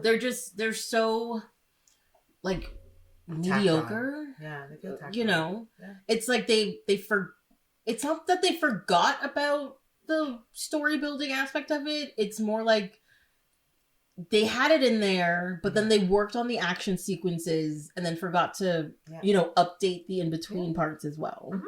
You know? And I will even say, like, it almost feels like in some of those scenes the editor got tired because there's no score. So for all of the song cues that we're talking about, they're happening absolutely throughout the movie. But some of the scenes have no score. There's nothing in the background. Yeah, a lot of the music is the transition sequences. Yeah. Like, we're going from here to here, and then you get there and nothing. Nothing. There's no score whatsoever behind the track, and you're like, this is a very odd choice, especially if you look at it around the time that other movies like it were coming out. It's just like, this doesn't make sense. It feels like, and that's probably what makes it, again, like I said, probably enhances that choppy feeling. Yes. Because sometimes you can connect things a little bit. If there's still a score in the background, you can be like, oh, you know what? It's kind of like, you don't realize that it's choppy. Yeah. You know? And like each person doesn't really have like a theme, like score wise. So, like, I related this movie, like, I think visually and style-wise, yes, it has a little bit more color, but it's very Batman Returns. Very Batman Returns. So it's got, like, this anachronistic, like, setting in this, like, city with huge towers and everything, but for some reason, everybody's dressed like it's the 1940s, but there's neon lights everywhere, and they have all this technology. And then some of the sets are weird, because it's like when Ben Stiller is walking... Claire Forlani. There we go, thank you. He's walking her home. The stoop just looks like it's any old LA Film City stoop, like... It's probably what it is, to be honest. But then it's really bizarre because in comparison, that amusement park set that they go to where, like, they go to meet the weapons director and the weapons creator, it's just the most beautiful thing. Even as they're, like, rolling up to it, there's a little shot where you can see that the ground is cracked and it's kind of panning up to this, like, very much abandoned amusement park kind of thing. And I almost wanted to go and research it, but I didn't manage because I had to go watch Ocean's 11. To see if it was one of those, like, those World Fair things where, like, somebody just left it behind and it's just, like, this great, skeleton scavenge thing. Yeah. But even when they go inside that place, so there's an exterior shot and then they click to an interior and you can tell it's a set piece. But there's, like, a mirrored tunnel that they're going into. Like, the scale of the movie That's the part I missed, by the way. Yeah. Oh, sorry. The scale of the movie, I have to say, when all things considered, even the very first scene, the opening scene, where they walk into, which I don't even know what that was. I think it's an old person's home, and they're having dinner. Or somebody. Something like that. But I will definitely say, like, even that set piece, like, there's moments where you're watching going, like, this is insane. Like, the mansion that Geoffrey Rush lives in, Casanova lives in. What? Well, like, watching, like the director, what's his name? Kinka Usher. Yeah. And I don't know who the set designer is. I'd have to dig deep for that. But they clearly are like, look, I'm going to look at some action flicks. I'm going to look at some superhero stuff. And I'm going to look at some weird shit. Okay? Yeah. Because that opening sequence reminds me a lot of things like Brazil. For example, like just the weird angles and the color palettes and like the oddly placed mirrors for something. Like they had somebody had like a weird monocle that like stands like their face, and like they're moving kind of weirdly and everything, and you're like, it's just a party and they're having cake. Yeah. But at the same time, like they made it as weird as fucking possible. Yeah. Fine. And it's probably the only scene which felt truly futuristic somehow. Yeah, right? Everything else just feels like, okay, even in the scene where they kind of, where Greg Kinnear gets kidnapped and placed in that little chair, whatever, that chamber that they're in, that chamber doesn't feel connected to the movie. Yeah, because it feels Batman. Yeah. But that's it. Like, it just... Yeah, it just feels like any of the Batman movies. Yeah, exactly. Is what it felt like. Because... well, actually, no. That scene reminds me of the bad Batman movies. So, like the second two super comic booky ones, whatever. Yeah. That's what it reminds me of, right? Like Batman Forever, that kind of thing. And it's funny that you said that. Yeah. Because I feel like that's what the movie is lacking. They're not really completely leaning into that vibe. And they're not completely leaning into the future thing. Or they're not completely leaning into present time. It kind of feels like it's in the middle of nowhere, but it's everywhere. Well, because they had too many influences and they didn't know how to smooth it together. Or someone to say, maybe we can drop this and use it somewhere else, or not use it for this, this particular or do it in a slightly different way. Because the characters are really cool. Like, I feel like my favorite character is Hank Azaria's character. Mm-hmm. Just because the Blue Raja. Yeah, exactly. Just his, who I'm a sucker for a very old British accent that feels like contrived, and even his bedroom where like he just has like all these drapes from the ceiling. So I feel like in that way the characters are so great, but the movie loses it for the simple reason that it doesn't really lean into anything. It kind of just tries to do everything. Well, that makes it too eccentric. Like, I think a film, usually movies that work where there's a lot of eccentricities, is either the visual style is really eccentric, or the characters are really eccentric. Because I brought up Brazil just now. Like, the main character in that, he's a relatively normal man, but in a very weird world, right? Whereas this is, you have like these very eccentric people, and then the whole world is very, very eccentric. And there's nothing for you to focus on. There's nothing for you to follow through with. There's nothing for you to stick with. Yeah. And so you're just all over the place the whole time. So weird. Yeah. And it's one of those, because like I'm watching the movies, like I said, I'm like, oh well, this is from this, and this is from this, and that is from this, and blah blah blah. Like I'm like, you're following it through. Like I don't understand. You have a weird environment already. Why do you need all of the weird up-angled fisheye like shots? Like you don't need all of that. There's something off about it that I would say is that there's kind of like, it's almost too erratic. In comparison, a movie that has similar vibes, not the same thing, Galaxy Quest, is like, it really leans into it. So when you watch it, you never feel disconnected from what you're seeing. Yeah. And you get a better experience as a result. This, I felt like somebody was like, oh my God, wouldn't it be great if there were all these like crazy characters, who are in the same movie and with all these amazing actors. Somebody started with that idea and then meshed a story with it. But a lot of cooks got into the kitchen at the same time. Yeah, because I think it originally started as like a parody. Yeah. But... did I call it a parody before? Because it's more than just... You said satire earlier. It is a satire. That is correct. No, I do believe it's a satire, because it's not quite a parody if you pay attention to it. It's not like Galaxy Quest, which is, it's a parody of these types of things. It's a very, absolutely. Yeah. Whereas this is a satire of action flicks, but it's not a parody of them. No. They like now, I think at the time, they were trying to have a different look at the idea of a superhero. And especially with Greg Kinnear's character, which reminds me a lot of Booster Gould, he was in it for the money. Like, he was already a rich dude, but then he was in it for more money. So he's like Booster Gould / a bad Batman. Yeah. Okay. And if you don't know who Booster Gould is in... yeah, he's in the DC universe, and he's actually a guy who he's from the future, comes back in time with a bunch of tech, which makes him appear to be a superhero. And then he starts saving people, becomes very famous, and starts getting, like, people start paying him to be a superhero, and he gets deals and all this kind of stuff. So he's very much this guy. This fact brought to you by Dorks R Us. Thank you. Thanks for noticing. But like, of course, Booster Gold later on finds out, why can't I be a real hero and like learns better. But he's a douchebag essentially. Yeah. Right? Just like Greg Kinnear. Which is so funny because at that time when this movie came out, I saw what else he did. And he was like the eternal like rom-com guy. Greg Kinnear had been in so many of these like good guy roles. Yeah, but he also did like, we talked about Little Miss Sunshine not too long ago, which came out. But that's actually a while that succeeds later. The movie. It's not preceding, I don't think. Yeah, no, it comes after this, where he also plays like. But I think he was looking at this time to play people who weren't such goody goodies. He wasn't as good, yeah. Because in Little Miss Sunshine, I watched that movie and I was like, oh, I hate you. Like, you're a horrible person. Is all I kept thinking. And I was like, I didn't remember his character being this horrible. Greg Kinnear, I think, was famously in a lot of movies where if you couldn't afford Tom Hanks, you hired Greg Kinnear.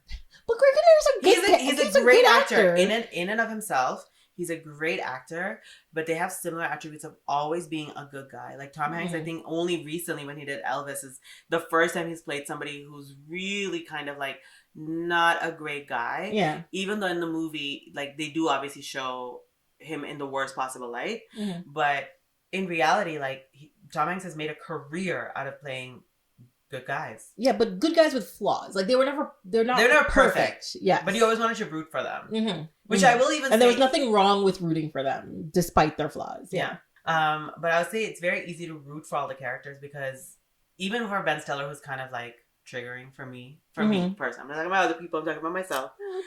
I've really liked a lot of Ben Stiller stuff, to be honest. I think in the beginning I was like, oh my God, please shut up. It's just because I feel like I come across those kinds of individuals every day. All the time, yes. That's, I think, why I don't love it. With Ben Stiller's character, probably the only caveat to this. Everybody else I really liked. Mm-hmm. I even like William H. Macy. But William H. Macy is very good at he's playing a likable character, even if they're like the worst person. And he's probably one of the people who keeps the group like very grounded. Mm-hmm. Well, I think he's also the one person who's really being altruistic. Yeah. Like he's just like, no, I'm good at shoveling, and I gotta save the city. Yeah. That's what we're doing, right? Whereas Ben Stiller, like when he has the breakdown at the end of the movie, and he's like, I'm not angry anymore. Then it's like, I've always been pretending. How do I stop pretending? Blah blah blah. And I'm like, yeah, it's because you're just an ass. And you just wanted an excuse for it. But the thing is the main three characters, like the people that you're originally introduced to, the Blue Raja, the Shoveler, and Furious. Isn't it Ben Stiller's name is Furious? Is it Furious? Yeah. It is Furious. Okay. Anyways, I don't know. Like they don't have any powers. No. Whereas everybody they recruit, even though they make fun of them, and everybody else around them actually has a power. Yeah. Yeah. Like the Shoveler's thing is that he's really good with a shovel. Yeah. The Blue Raja's thing, for some reason, is that he throws cutlery. Not knives. Not knives, by the way. Tableware. Just like forks and spoons. Yeah. For some reason, spoons. I mean, they can take an eye out. It's fine. Yeah. And then Furious is just very angry all the time. He's and then turns out that his legend is not true. It's fake. It's fake. It's all fake. Yes. Yeah. So, and then you have the bowler comes in, which is Janeane Garofalo. Oh, we didn't talk enough about Janeane Garofalo. I love Janeane Garofalo. I mean, she owns everything she's in. She does. I mean, a few years ago, she sort of went completely against what her thing was, which I thought was weird. I know it was probably just to like better herself or whatever. But for years, she was like, no, there's nothing wrong with being a little chunky and being a brunette and blah, blah, blah. And then she went on some crazy diet, got super skinny and bleached her hair blonde. And I was like, I mean, I think if you're in that environment all the time and all these, what was the name of Ben Stiller's love interest? Claire Forlini. There you go. All these like Claire Forlini. Mm-hmm. Forlini, okay. Is it Forlini or Forlani? She's not even up on the original cast. Forlani. Sorry, Claire Forlani. I would say, the Claire Forlani types, and if you see them getting bigger breaks than you, even though you're more talented, I feel like after a while your brain might get screwed up. But she's not blonde. She is not blonde, but we know a lot of those types. Yes. And it's true. It's true. And we just opened up Netflix. It's a graveyard of those kinds of girls. Oh, yes. I find now everybody, they're like, somebody works, so then they hire everybody that looks like that person to be in things. And I'm just like, I don't need homogenous television. Like, I don't be like, is that the same person? I think it is. Oh. But and then you it turns out it's not. Have a lot of experience with Hallmark type-ish movies. Yes. So you know that there is a type. There's a very specific type. Yeah. And I'm just like, can we just have something else on screen, like, for 5 minutes? That would be awesome. Yeah. You know? And I think that's fun about seeing somebody like Janeane Garofalo on there. It's like they're clearly enjoying what they're doing. Yeah. They're just something else to look at. Yeah. And she's pretty. Like, I don't see what the big deal is. And she has actual personality. Yeah. No big deal. She's walking around with her dad's skull and a bowling ball. Yeah. No big deal. There's nothing wrong with that. But she also has conversations with it. Yeah. It's fine. It's not a problem. You know. But what else? It's a magical bowling ball anyways. Right. You know. And then we've got the spleen from Paul Reubens, who can aim his farts at people and take them out. It's great. It's fine. We got the invisible boy, who can only be invisible when nobody's looking at him. Yeah. Which I think is everybody's superpower, essentially. Yeah, exactly. You know? There's a lot of that, like examining and kind of like having these characters who have different things to say, you know, and even for Ben Stiller's character, and sorry to go back to Ben Stiller, but even his whole like thing about like, you know, rage and having that, you know, that kind of experience or that kind of character is really talking about how general people are walking around in the populace. Like, it's not just, you know, it's not just that these people are kind of one-offs where you see them and you're like, okay, well, you know, there's nobody else like this. Yeah, you know? There's a lot of people like that. Yeah. And especially so he has his breakdown when he finally opens up to the love interest, which is Claire Forlaning's character. And he's just like, she sees me and I don't have to be angry anymore. Yeah. And a lot of people think, you know, that's how it works. Is like, well, if I find somebody who loves me for me, it'll be fine. So much pressure for the poor person. Yeah, like that's way too much pressure on somebody else. Like, you need to correct your fucking self. Yeah. To be honest. And that might actually help people love you. Yeah. You know, exactly. And it's not that they don't love you for you. It's just you're not being a dick. Yeah. I also think it's weird to kind of have that thing where you just think that somebody's going to like you or somebody's going to love you and you're somehow going to be changed as a person. Mm-hmm. I think it's a weird it's a weird thing to be pushed in movies. Yes. I'm not saying it doesn't happen. Like, sometimes when you find the right person and, you know, your because it changes your being in love changes your hormones and your attitudes and all that kind of stuff. It's been scientifically proven. Yeah. Whether it's for the better or for the worse are two different things, right? And for some people, yes, finding somebody who loves you that you can be yourself around will help you be a better person. But for a lot of people, it turns them into fucking psychos. Yeah. Or it doesn't do anything at all. Yeah. So, but the thing is, there are so many movies, like all of those rom-com movies and all this kind of stuff. It's just like, well, if somebody loves me, then everything will be great. That's not how it works, guys. No. That's not how it works. And if you're out here in these streets in 2022 walking around with this idea in your head, you are wrong. You're wrong. But based on my conversations, people walk on the street going like, I gotta fuck people for them to love me, right? Let's fuck everybody. Like, you need to just relax. That's a different kind of love. Yeah. I mean, I'm not saying you're in love with yourself. There's nothing wrong with getting it on. Everybody loves a little loving. But, you know, sleeping around to find somebody and then being upset that nobody likes you because you just keep sleeping around. I mean, we knew people like that. Yeah. Yeah, we did. Let's leave it at that. Yes, let's leave it at that. Exactly. We're going to walk away from that comment. It's good. It's good. But yeah. No, I think it's a stupid thing that movies push. Just so, like final word on Mystery Men is? I think since you own it, I don't own it. To be honest, I gotta rewatch it because when I watched it, I was very tired, and you know how like sometimes your mood really does affect your viewing pleasure of something. Yeah. And I would recommend it to people. I'd be like, you know what, you want some subversive superhero content? give it a shot. You might like it. It's not your typical thing. Yeah. Have a look. And the fact that they, spoiler alert, I don't know. This movie's 23 years old. Yeah. They like kill the real, quote unquote, real superhero in it by accident. Like that. Also, those two plot twist. Those two death scenes in it, like in the machine, are so graphic. Yeah, let's go with graphic compared to everything else in the movie that I was like shocked. Yeah. I was like, oh my God. Like it was just. Also to me, it made me laugh because I was like, you spend money here, but you didn't spend money in the opening of this movie. to make the city look a bit better than it did when it opens. It doesn't. Well, because it's like 90% green screen. Yeah, but it just makes me laugh because as I said, it looks like a Janet Jackson video, but Janet Jackson's videos have less of a budget than a movie does. Yeah, and so her videos look better. Yeah, it's understandable that her videos open the way that they do, and it does not make sense that a movie with a budget like that would open the same way that a music video does, and then subsequently have a sequence where they've spent so much money on CGI, and you're like, why? Why are you doing this? There's no reason. I mean, there is a lot of CGI in this movie. There is, yes. A lot. For the time that it came out, and there's a lot of CGI in this movie.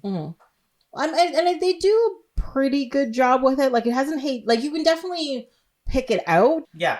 But it's not horrible. Like, you're not looking at it and going like, oh my God. Yeah. No. I think it looks typical for its time. Yes. Yeah. It wasn't like some groundbreaking thing. No. But also, I've seen other movies from 1999 where you're just like, why does it look like a preschooler drew this? Like, what? Yeah, why is this allowed? There's some ones you're like, okay, I guess. There's some movies now that come out, you're just like, what the fuck is going on? Okay. But no, it's good. Yeah. Yeah. I would say for me, it's as a non-cinephile, I wasn't bored. Is it a movie I would recommend to somebody as a movie that's from the top of my head? Probably not.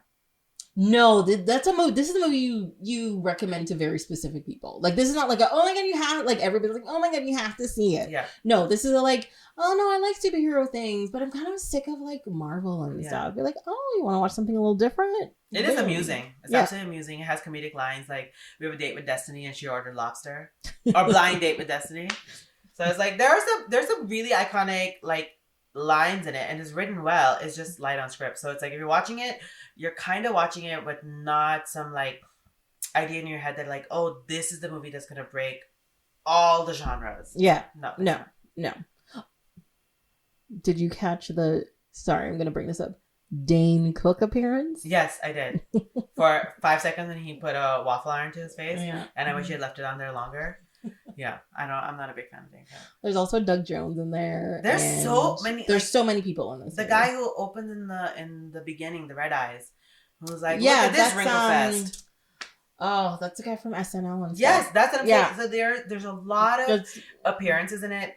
As far as ensemble movie goes, it's an absolute easy watch because if you don't like one person, there's another person who you're gonna like in less than 10 seconds. Yeah, this movie's a lot of like cameo spotting where you're like, it's that guy. Oh, it's that guy. I think it's that guy. Oh my God, it's that guy. It's a whole thing. So it's a good movie if you like ensembles because I feel like now nobody makes those kinds of movies. Not to this level. Like the newest one is what, Knives Out? Yes. Or Onion something. Glass Onion? That's coming out. Onion in a Glass? I'm going to watch it. I'm watching it 100%. Janelle Monáe is in it. I have to support it. We stand Janelle Monáe in this household. Don't act like we don't. Don't act like you're watching it. We do. Yeah, there you go. We do. Get it. There we go. See? But speaking of stylish people and ensembles, yes, that is true. These movies are very big ensemble casts, both of them. We're moving to Ocean's 11. I cannot wait to talk about this movie. Yeah, because we're talking fashion and stuff. You're like, damn, that's hot. So this one came out 2 years after Mystery Men in 2001, and it feels like a completely different time because this feels much more modern. Much more modern, yeah. It's just like it's cool. It's just a cool movie. It's a cool movie all the time. Yeah. The whole time. The minute that it starts. But it has similar vibes to other like well, I watched Matchstick Men, and so originally in my head when I was watching it, I was like, "Oh, this is very similar to Ocean's 11 because of like the music cues and all these kinds of things." So obviously, like in comparison of that, I feel like yes, this movie is very cool, but obviously it's based on the original movie that has Frank Sinatra in it. Yeah, the Brat Pack. Yeah, which in preparation for this movie. This particular podcast, I watched the original. Oh, you did? I did not get around to watching the original. Yeah, I watched the original. The original is very, very, very good for its time. It came out in the 60s or something. 1960, I think. 1960? Okay. Yeah. So, beginning of the 60s. And I will say, for a movie of that time, it is as good as anything else I've ever seen. I mean, it's not... Ocean's 11, I think it's kind of like underserving the movie to say like, oh yeah, it's based on this movie. It's based on the movie, but it's not the based idea on the movie. of it. It's not based on the movie. Well, because in the 1960s, a lot less technology and all this kind of stuff. But even in the 1960s one, there aren't actually 11 people. No, there are not. They're not 11 people, and it's also very much like the story or the camera primarily stays on like the principal. There's 3 principal characters. And please don't ask me who the characters are because I do not remember the other people's names. So it's Frank Sinatra, Sam Davis Jr., there we go. Dean Martin. Thank you very much for coming to this TED Talk. You're welcome. I forget who the 4th one is though. I feel bad about that. Let's see. Is it him? Peter Lawford? No, he's too old. It is. I just... In my head, I felt like I only remembered like really 3. It's him. You know, it's Peter Lawford. That's right. But he's not even in a lot of the scenes. Mm-hmm. And Angie Dickinson. Yes. There we go. Yeah. Who is essentially in about 1.5 scenes. So it's okay. It's fine. You know, at the time that was a thing though. Yes. That this kind of movie would not feature a woman. No. Right, in a big role. No. And by the way, Ocean's 11 keeps it up because Julia Roberts has a story arc, but I mean she did it kind of because her and George Clooney are best friends. And that's why. So, but yes, I was gonna say to say that it's based off of this movie is kind of like underserving it because they really take the movie and do something else with it. Yeah, because they're like just out of prison and we're gonna rob a casino, and that's probably where the similarities stop. Exactly, yeah. And I mean everybody is always well lit. The movie's constantly taking place at sunset or in the evening or never like... It's always golden hour. Yeah. Yes. Never early morning daylight. Yeah. Never. Not nothing once. Harsh, nothing weird. Yeah, nothing weird. And everyone's just always looking beautiful. Mm-hmm. So it's a very easy movie to watch. The scenes are sharp, but in a very typical Soderbergh style. Like, there's always a score in the background, that kicky music thing that's happening in the back that almost makes it feel like something's about to happen, all the time. So it's just, I feel like I really enjoy watching it just because it's such a complete experience when you see it. And what's really amazing is that the scenes, even if you notice, something that Mystery Men and this have in common, the scenes are short. They're very quick. Yeah, short bursts all the time. Something is always going. And so it kind of makes it for the fact that it's not necessarily like an amazing, mind-blowing script, but it's a very good ensemble. And it's a very good buddy kind of like that friendship, that relationship kind of, pushing movie that you watch it because you see the bond between all the people who are in the movie. Even the ones who are not, originally friends and they bring on. Yeah, well, that's the thing watching this movie. Like, it's true. The script isn't that great. And lesser actors would have been garbage. No, you could not do this without Bernie Mac and Brad Pitt. And are you joking? Yeah, they just do such a great job with everything. Even who's the older guy who's in the second one ends up in the hospital? Like the guy they get the money from? No. There's one that they go towards the very end. Oh, him. Yeah, I wrote down his name actually for. Oh, because I was checking to see who died. Because I know Bernie Mac's dead. Yeah. And he's also dead. Which is very sad. Yeah, Carl Reiner. There you go. Yeah.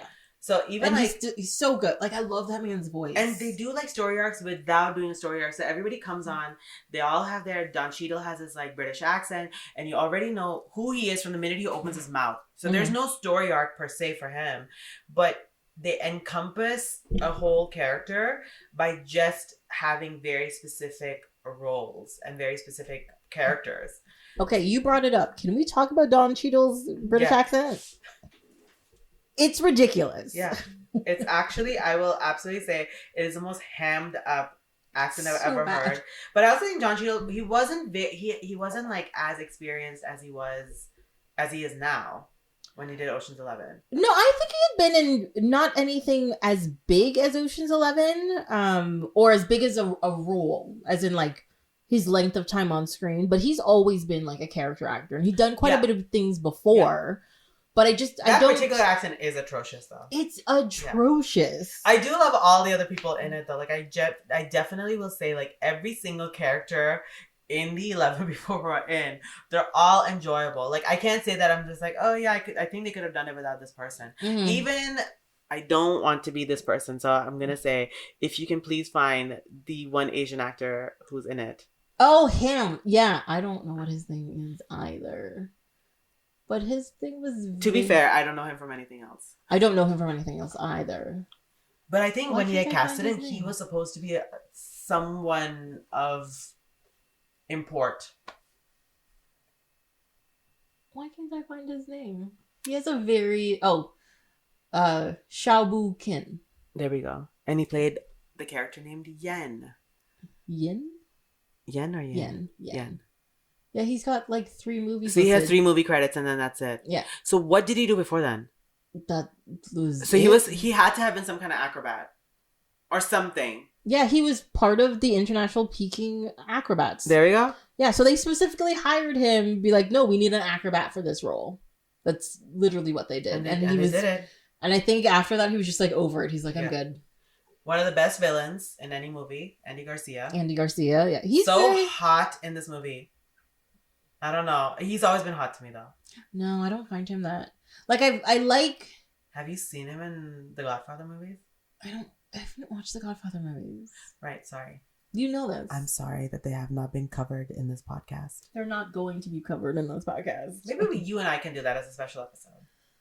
In the future. We'll watch one. I don't know. I just have no interest in watching We'll watch just one. Just first like... I mean, I've watched a few scenes of Scarface, and I was like, I have no interest in watching the rest of this. Like, I'm just not... Scarface I get, because it's a little bit more abusive, but I actually... So I will say I watched all 3, but I really like the first Godfather movie. I like it because they kind of do this whole thing where it goes back in time, and there's a historic sequence, and I like how they created the sets to look like old New York, and so as a cinephile, I would say let's watch the first one, and we'll do a special app sometime in the future. At some point in time. I mean, you're what, episode 98? Yes. So I'll come back for episode 842. No, it cannot be that far. That cannot be that far into the future. Yes. We'll see. Yeah, we'll see. When I get to the If you guys would like just a one-off episode based on just the first Godfather movie, all you have to do is message her back on Twitter or Instagram. Why are you encouraging people to do this to me? Because give the people what they want.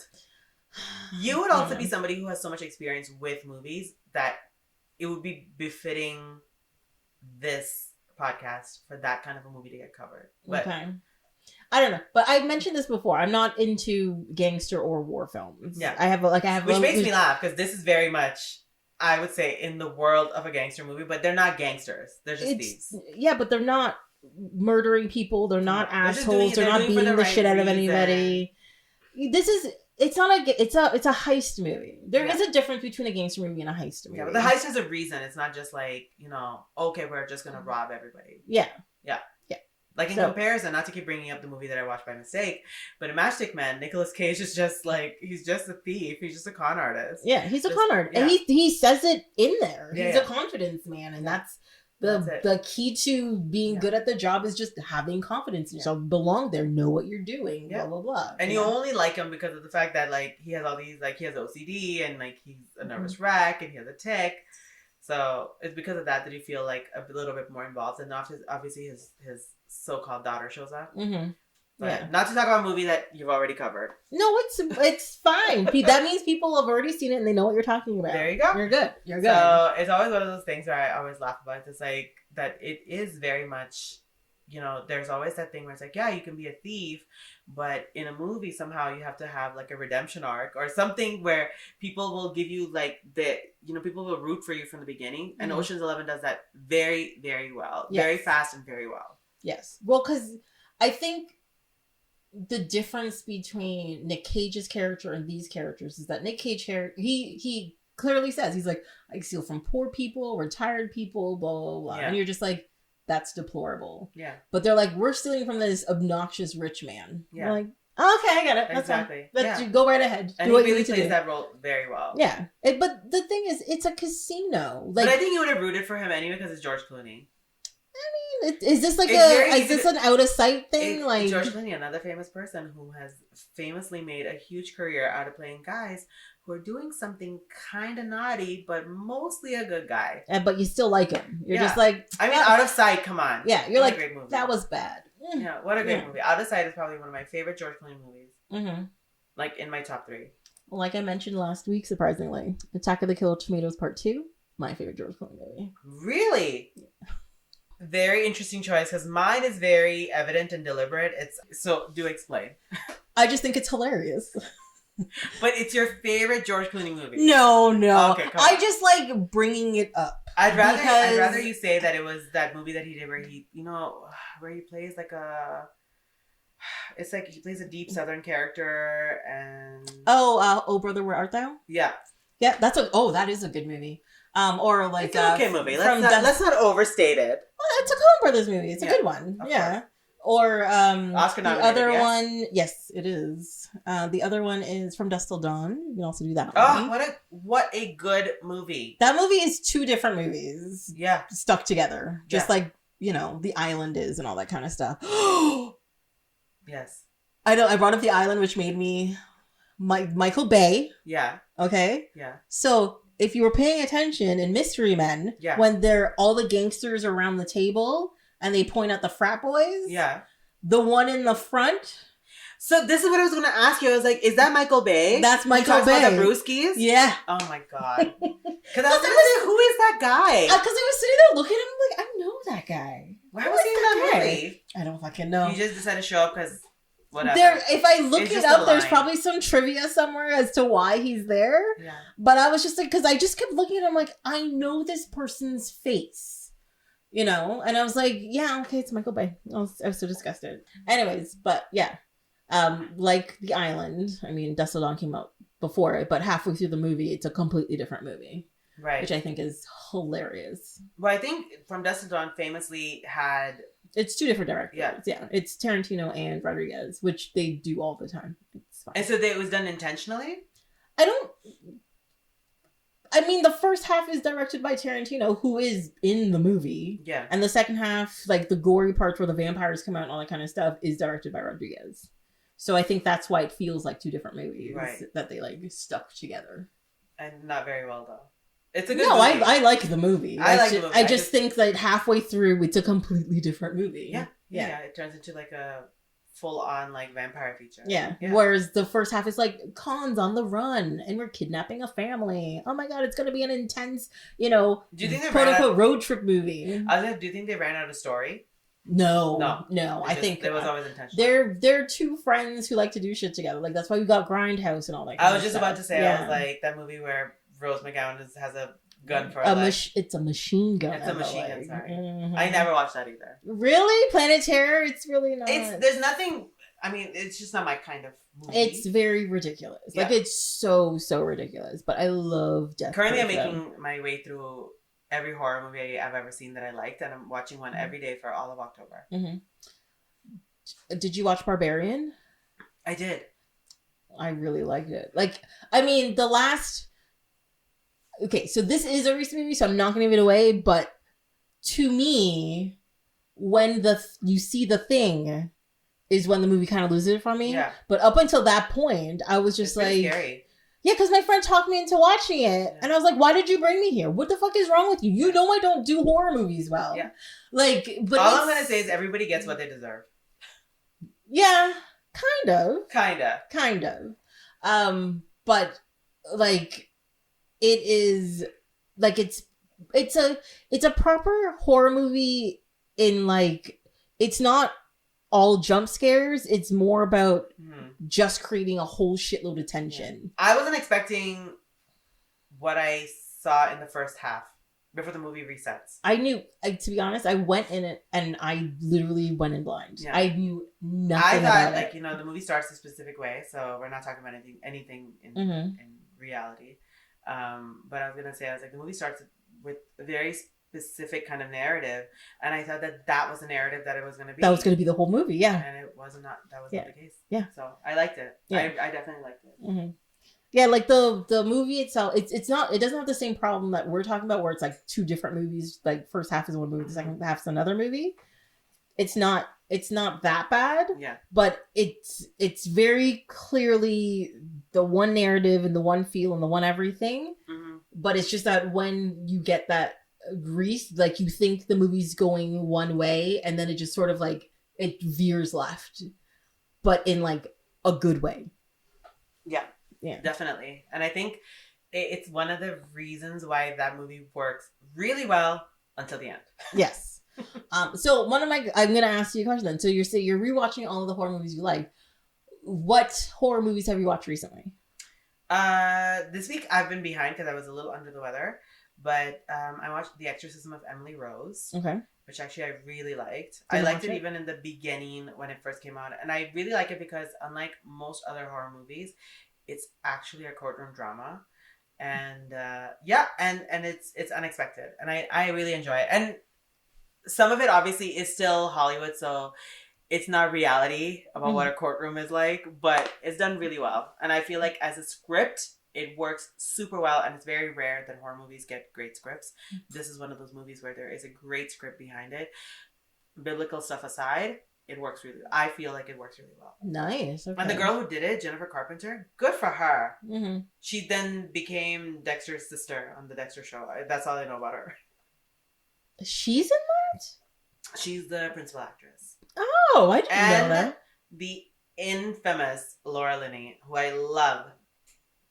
I love Laura Linney in everything, Right. including Love Actually. Mm-hmm. Yeah.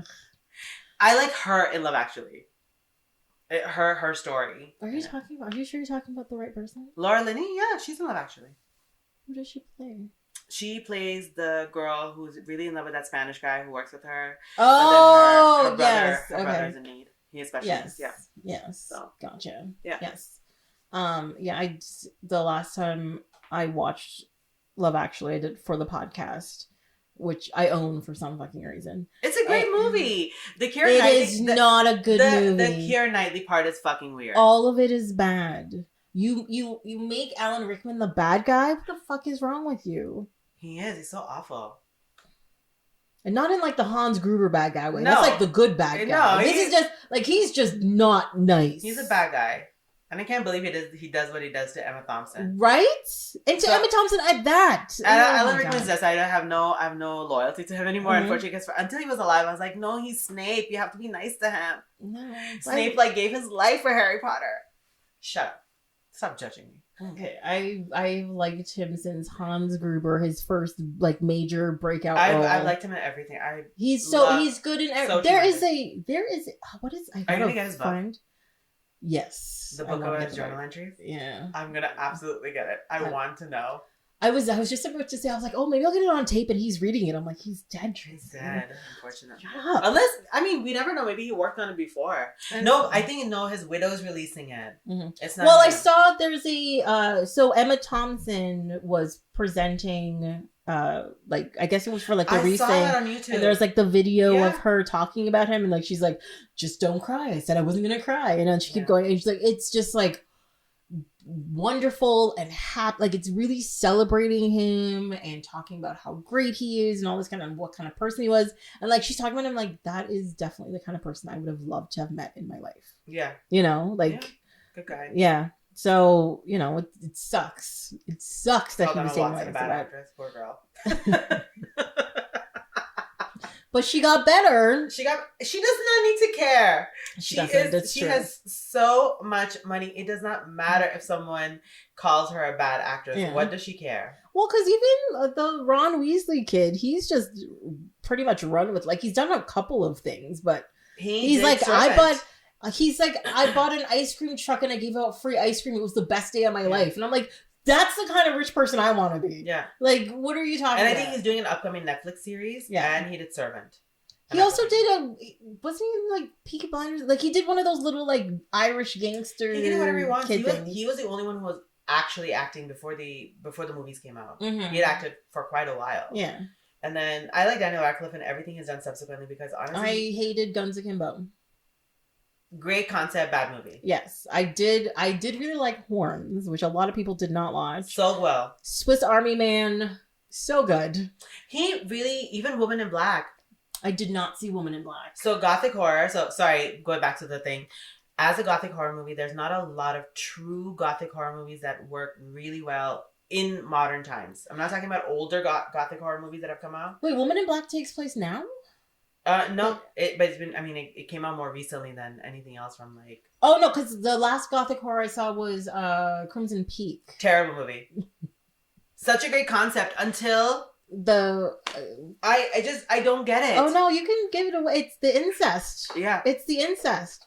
Actually, I think I've talked about this before, where like there was a weird point where it was like everything. Yeah. The twist at the end was incest. Yeah, and I was just like, but why? No, I watched it with so much. I blame Game of Thrones, by the way. Yes. I know.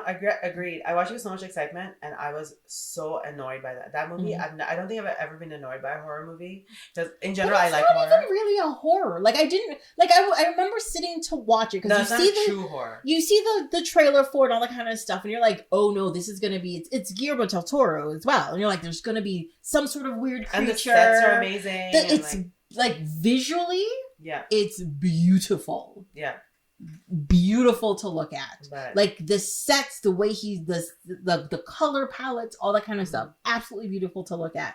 They do nothing with it, and then it turns out there's nothing wrong. He's creepy because he wants to fuck his family members, and you're just like, it's just okay, it's a bad movie. Like what? Bad movie. It's just no. Woman in Black, on the other hand, is truly exploring what I like about horror movies, or at least the movies that I like in horror, because I watch a lot of horror, not all the time, but like.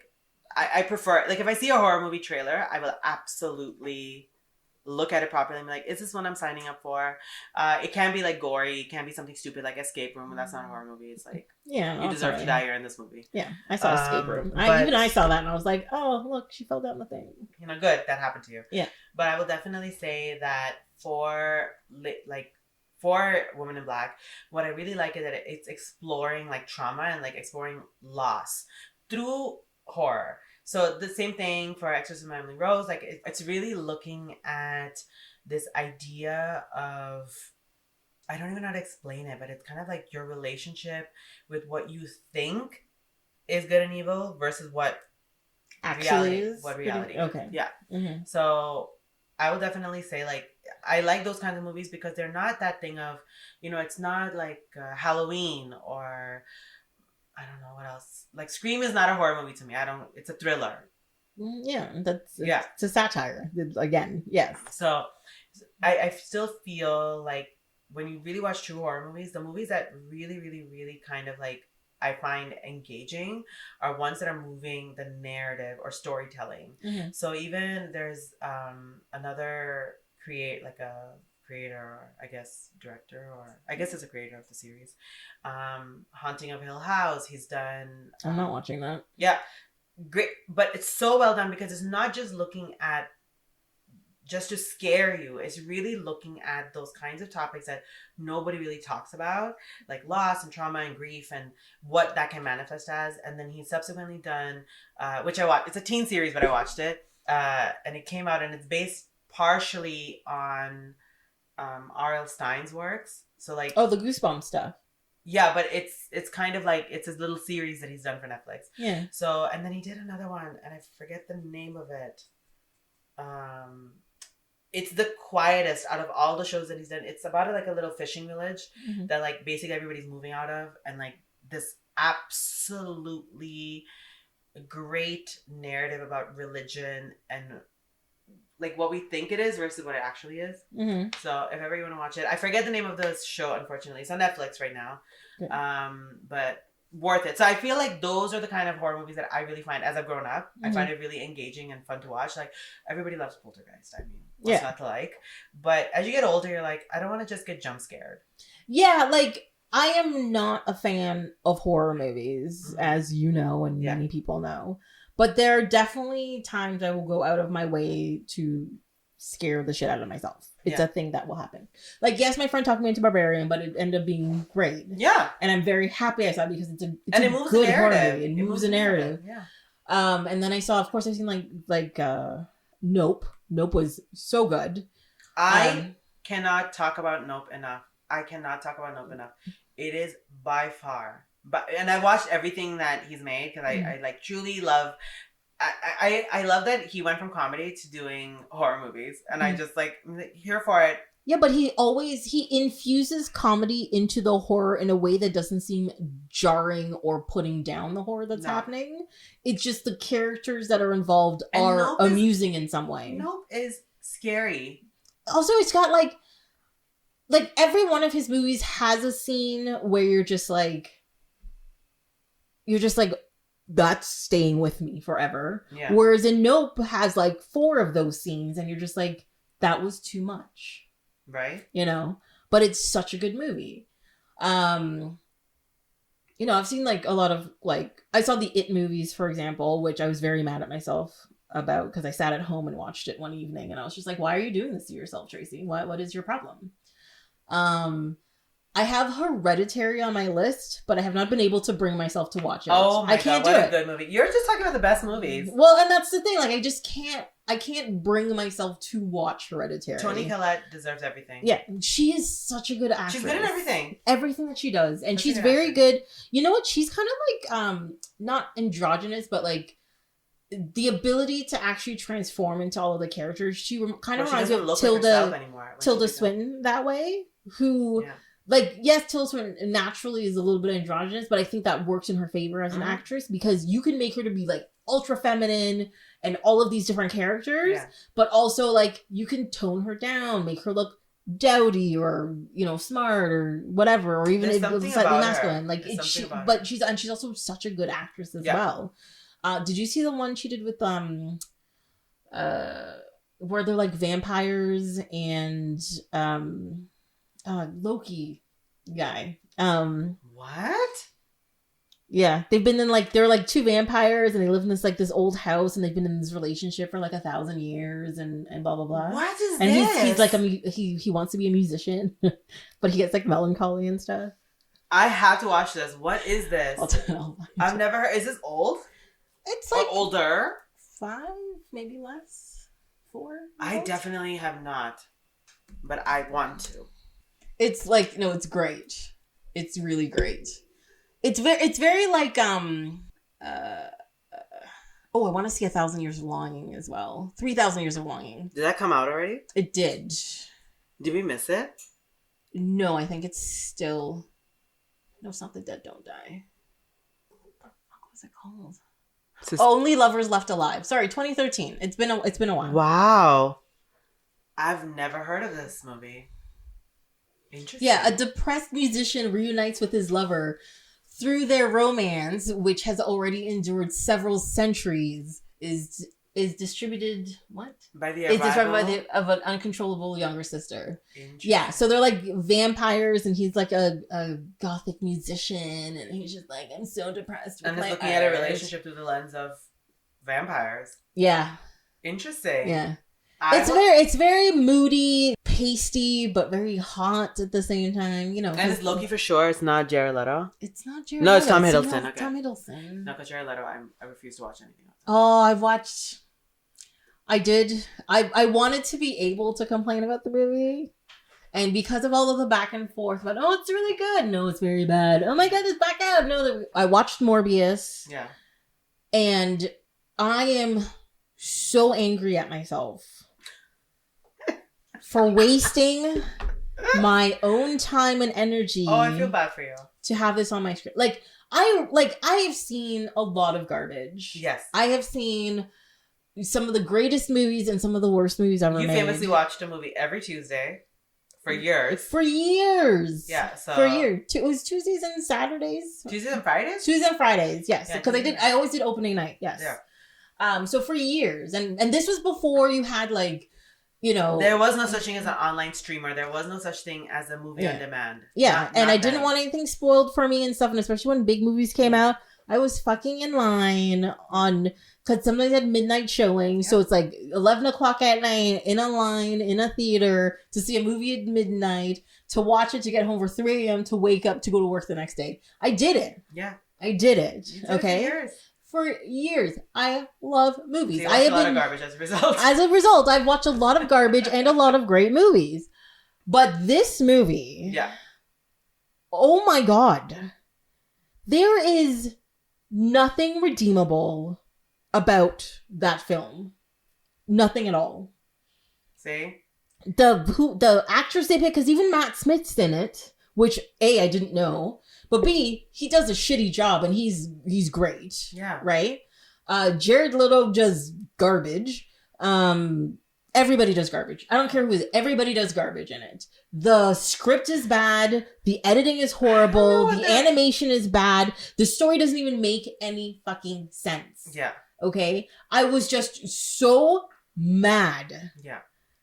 And I was just like, I think I tweeted about it. I was like, is there any way I can get my money back even though I didn't pay anything to watch this? Like, they should pay us. Yeah. And now it plays on Disney Plus now? No, it was on Amazon, I think. Amazon? Oh my God, even worse. And I was just so mad. Like, it's just so... I feel terrible for you that you had to watch that. I really do. I genuinely But that's the thing. I did it to myself. And I still think they owe me something. Mm-hmm. Okay? It's not like when I watched the second Venom movie and I turned it off halfway because I was like, no.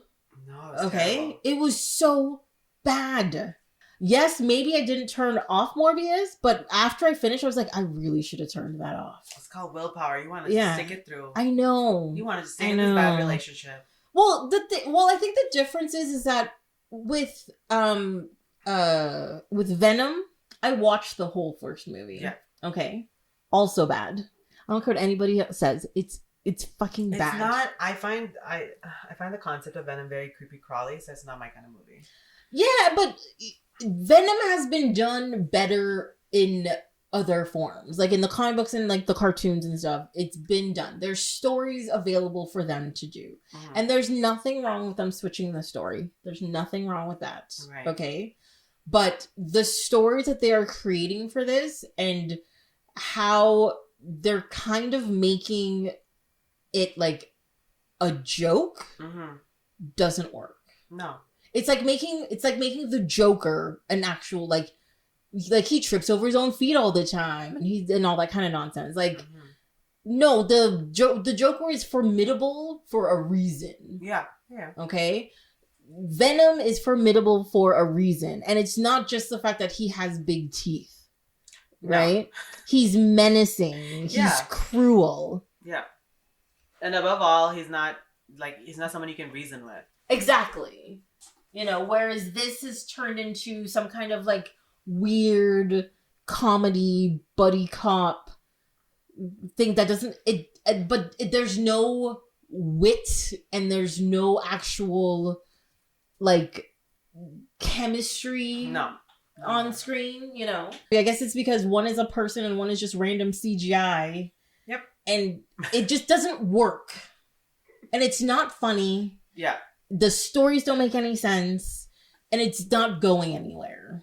And I'm just like, how is it you were able to make so many movies be this good, and then suddenly be making movies that are this bad? Yeah. Like, what happened? You know? Like, it's just so weird. I would say, in comparison, a movie that does go everywhere is Ocean's 11. And I find like we've been off that for a while. I was like, we should come back.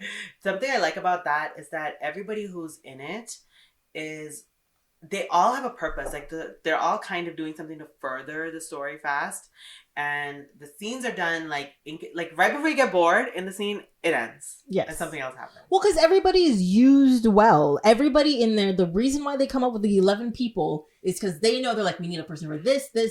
He says a bunch of like random stuff. Yeah. He's just like, what is it? A Billie Jean King and a blah, blah, blah. And you're just like... And I even like the part where like Don Cheadle is like trying to burrow into the ground or something. Like there is a whole thing, right? Yeah. And essentially like they call him and it falls apart. And even that... No, where he's burrowing into the ground. Isn't that the second movie? I thought it was in the first one. No, Am I crazy? That's in the second one. Right, in the first one, no. In the first one is just they have to break into the thing like Mission Impossible styles. Yeah. Got it. Yeah. Sorry, plot point. In case you haven't seen Ocean's 12 until now, I'm apologetic for yes. But yeah, no, they use everybody, and they use everybody really well. But they use the two brothers the most. Yeah. Like, they have the most costume changes. Yeah. Because every scene you see them in, there's something completely different. Yeah. But also, oh wait, okay. Can we talk about the suits? Yes. And the looks? Yeah. So this is preceding, like, men being like a whole bunch of men being in a movie wearing very well cut suits. I don't think there were other movies that were coming out there where guys were looking as stylish.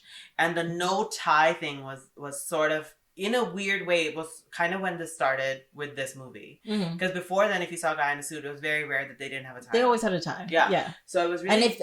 it was one of, like, if they didn't have a tie, they were disheveled for a reason. Like, something happened to them. Yeah. But just walking around with a suit and a collar, no tie, you're like, whoa. That wasn't a thing. Yeah. That wasn't a thing. And then this movie comes out, and essentially they're trying to show that these guys are very good at their jobs about how they get people to perceive them.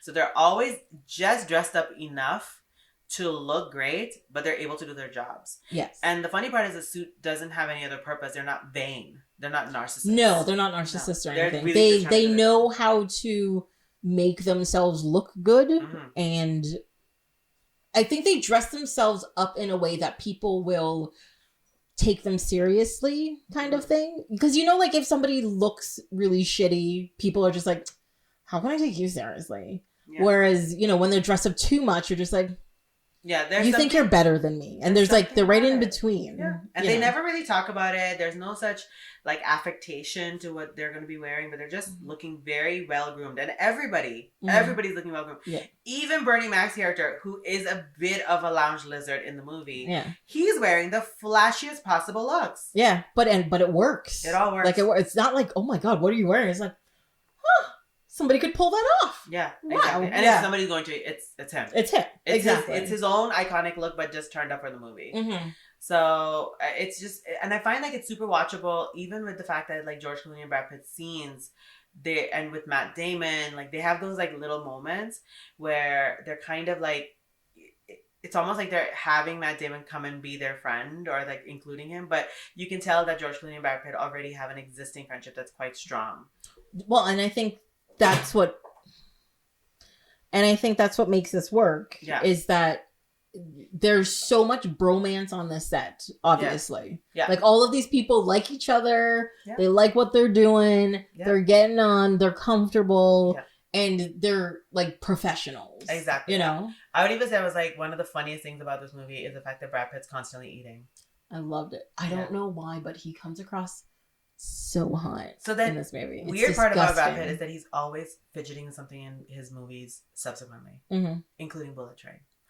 Oh yeah, the whole movie he's fidgeting. That's that's his character. In so the now movie he's adopted that as his affectation. His thing. Yeah. It's like Jeff Bridges. He's just always the dude now. And you're like, okay. I really like him though. Yeah, he's great. I loved him. My favorite Jeff Bridges thing I've ever watched is the series he did for HBO with. Oh my God, the guy. Is the old man the new one? No. He's a problematic writer. No, mixing two people up again. Jeff Bridges? Yeah, mixed him up. He's a problematic writer. No. Are we talking about Californication? No, I'm talking about The Newsroom. But that's a different. Oh, no, that's somebody. No. That's Bill Pullman. Yeah. No. No. That's not Bill Pullman at all. It's there's so many Caucasians. It's so hard. They look the same. Oh, I know who you're talking about. Oh my God, I'm gonna remember. He was in Dumb and Dumber. Yes. Anyway, so if you Yes. guys, we're not gonna look it up because it's besides the point. So Yeah. he was in Dumb and Dumber, and he's also in the newsroom. So, anyways, but that is not who Jeff Bridges is. No, it's not. Because Jeff Bridges Is the dude from The Big Lebowski. and not Miami Vice. Different guy. Very different. That's what's her name? Miami Vice. Is he not in Miami Vice, the show? No. Who are you talking? Who is Jeff Bridges? Hold on. One moment, please, while we search for Jeff Bridges. I think I know who Jeff Bridges is. It's just that in my head I can't think of the face. Which is really sad, I know. Him. Right, Jeff Bridges. Right, yeah. Sorry, you're right. He is. He's that guy. He's the Big Lebowski guy all the time now. Yes. Yeah. That's literally what I just said. Who am I thinking of in my I have eyes? no idea. Who is Dakota Thing's father, the girl? Don Johnson? Don Johnson. Those are two very different looking They people. look kind of the same. They have long faces and kind of the same hairstyle. I mean, he does have a long face. They have a very similar hair look, I think. I believe. Ooh, that guy? Yeah. That guy? It's similar hair, come on. It's white guy hair. Like, I don't, like, you're crazy. Oh, that's right, he was in Knives Out as well. Yeah. He's really good in Knives Out. Yeah. Anyways, yes. Yes. Are we talking about Julia Roberts in Ocean's 11? Okay. The Angie Dickinson of this movie? I had to mention this because when I was watching it with my mother, and I just had to say it out loud because she is supposed to be like the most beautiful woman ever. According to whom? The movie. Right? Because like when you first see her and he turns around, she's like, this is the best part of my day. Yeah. And he turns around and she's walking downstairs. And to be honest, I'm not a huge fan of Julia Roberts. Yes. Okay, I'm really not. But I've never thought her to be like ugly. Okay? I don't think she's unattractive. Like I get why people think she's attractive. Yeah. You know, she seems quite nice and all that kind of stuff. She's very nice. But to someone, I'm sure. In this movie, I don't know who her stylist was or what was going on, but they make her look ugly. I think they ran out of money. How could they run out of money? Because they had to outfit 11 different actors. And they're just kind of like, okay, we don't have any money for you. Andy Garcia looks like crap in this movie, too. I thought you said Andy Garcia looked great in this movie. Yeah, it's just because I like him. Not because of his outfits. I don't think he looks like crap. He looks like a guy He's wearing a lot of vests. Yeah, because that's what rich guys who think are super the male important corset. do. The male corset. Yeah, a vest. But I think she looks bad in every scene. Yeah, it's definitely not her. They make her look pointier, so pointy. Yeah. In a lot of scenes. Maybe they didn't know how to light her. What are you doing? She does have a long face. But at that point in time, she'd been around for like almost 20 years already. I know. She was already a big deal. She should call George Clooney and be like, how dare you do this? But the other movies, 12 and 13, 12 fine. is not necessary, but it was fine. 13 was pointless, and why did you make this? I think they wanted to make money. But no, I think it was part of their contract. They have to do, if you do 2, you have to do 3? I don't see why any of them would have come back for that third movie. It doesn't make any sense. But anyways, but in the other 2 movies, she looks great. But she's also not dressed up to be some rich guy's trophy woman. Mm-hmm. She's quite casual in the other 2. Mm-hmm. Except for the part where she fakes being herself. I don't know. Which... yeah, we're just gonna sign. We're just gonna walk away from it. Felt a little bit kind of like that's that moment in the movie that feels a bit like they were trying to be meta about it. That's what they were trying to do. Meta about it because the movie's already like it's fine. That movie, you know how certain times you shoehorn a meta moment into a movie that doesn't have anything to do with being meta to start with. Leave it alone. Just walk away from it. Yeah. There's a movie unrelated. Tilda Swinton, Idris Elba. Idris Elba plays some kind of genie. 3,000 Years of Longing. Exactly. I really want to watch this movie. However, when you watch it, it has whiffs of Aladdin. Whiffs, yeah, you know? supposed to. There's scenes in the commercial for it. Where absolutely. Yeah. So, but this is the thing: is like that is meta, and it makes sense for meta things to happen in a meta movie. Yeah. But you don't need to shove it into this movie, baby. Like just because you feel like oh yeah, this would be a funny haha thing. You know, it's like, that's not really amusing. Yeah. That's okay. I get it. It wasn't I mean, she's unoffensive enough to be in the movie, and she doesn't really derail it in any way. So I guess that's what Angie Day. Well, because they didn't do anything with her character. No, she was just there. Even at the end, where she's just like, when she's like watching on the monitor, and she's like, "Yes, I'll give up my money for her, whatever," and then she gets all upset about it. I'm like, "Are you surprised?" Like he's told you essentially that all of the time. But also, why does this make you run back to your ex-husband who lies to you and you hate him for it? It makes no sense. Yeah. So, except for the fact that at the end scene, she's in the backseat with the big hat. You're like, okay. Yeah. Looks cute. Whatever. But done. That's why. Final word on Ocean's 11 would be, since we had a very long detour, winding chat about it. I like this movie, to be honest. I really love it. I do like the end scene where Brad Pitt and George Clooney are making fun of each other's outfits. Yes. That's really the only time they pay attention to it. Oh wait, we forgot one scene.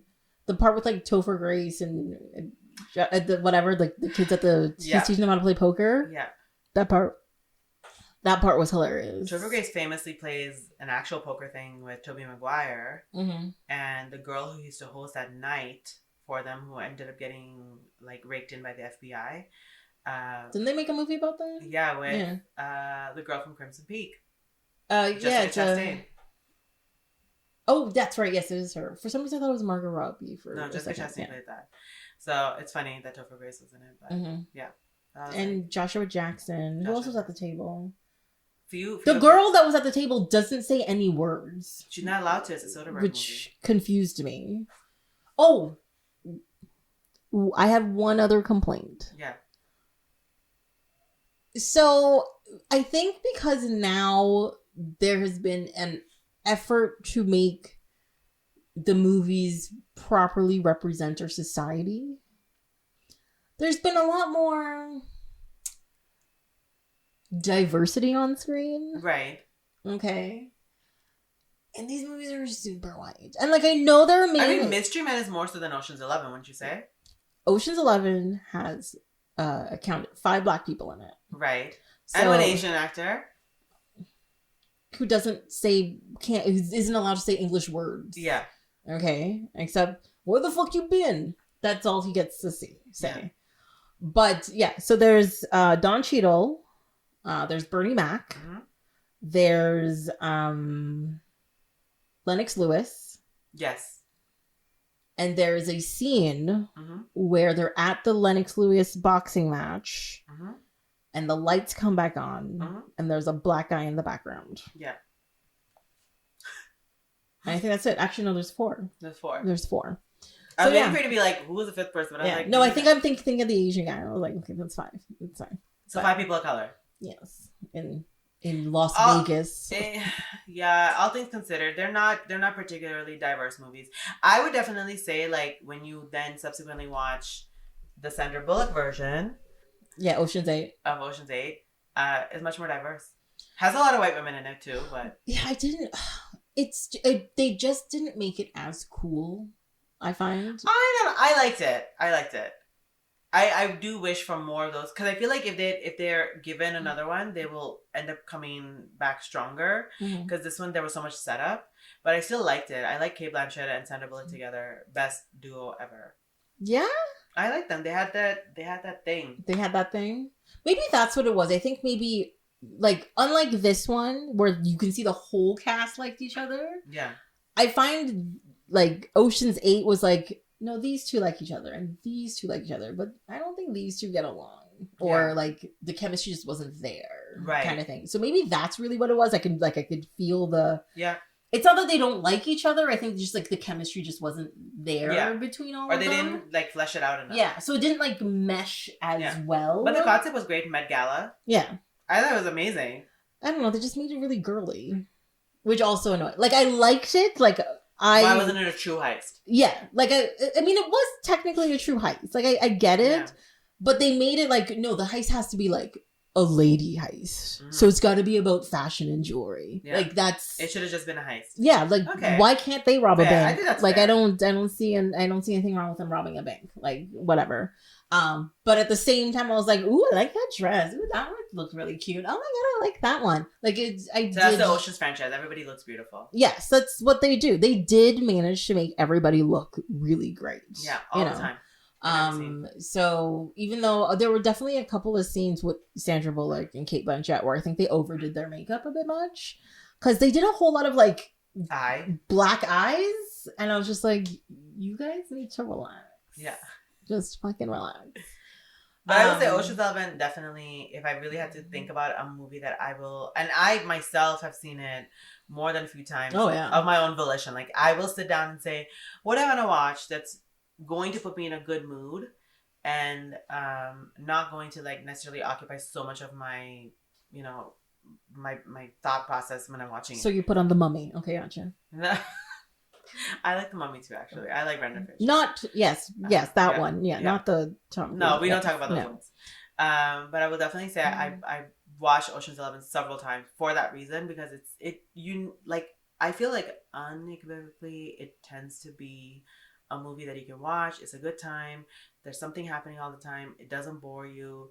It's a nice, tidy runtime. Like, you know. Or even if you just want noise in the background because of the soundtrack, it's just like a nice soundtrack. Exactly. To you know, like you're doing the dishes, you can't hear what they're saying, but that beat is nice. Yeah. You like it. It's good. Exactly. It's good. Yeah.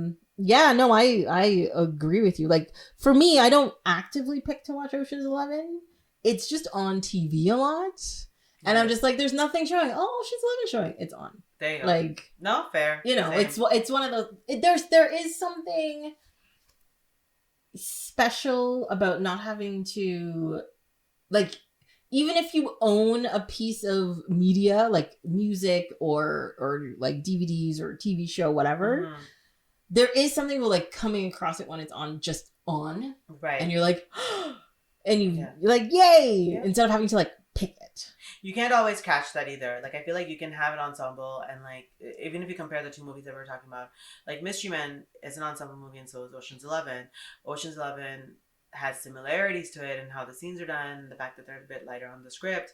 But even so, there's something about the charm of Ocean's 11 that Mystery Men doesn't quite catch. It misses it. Yeah. Yes. Like, there's a lot of scenes in Mystery Men where you're like, I think I see where they're trying to go. I think I see where they're trying to go.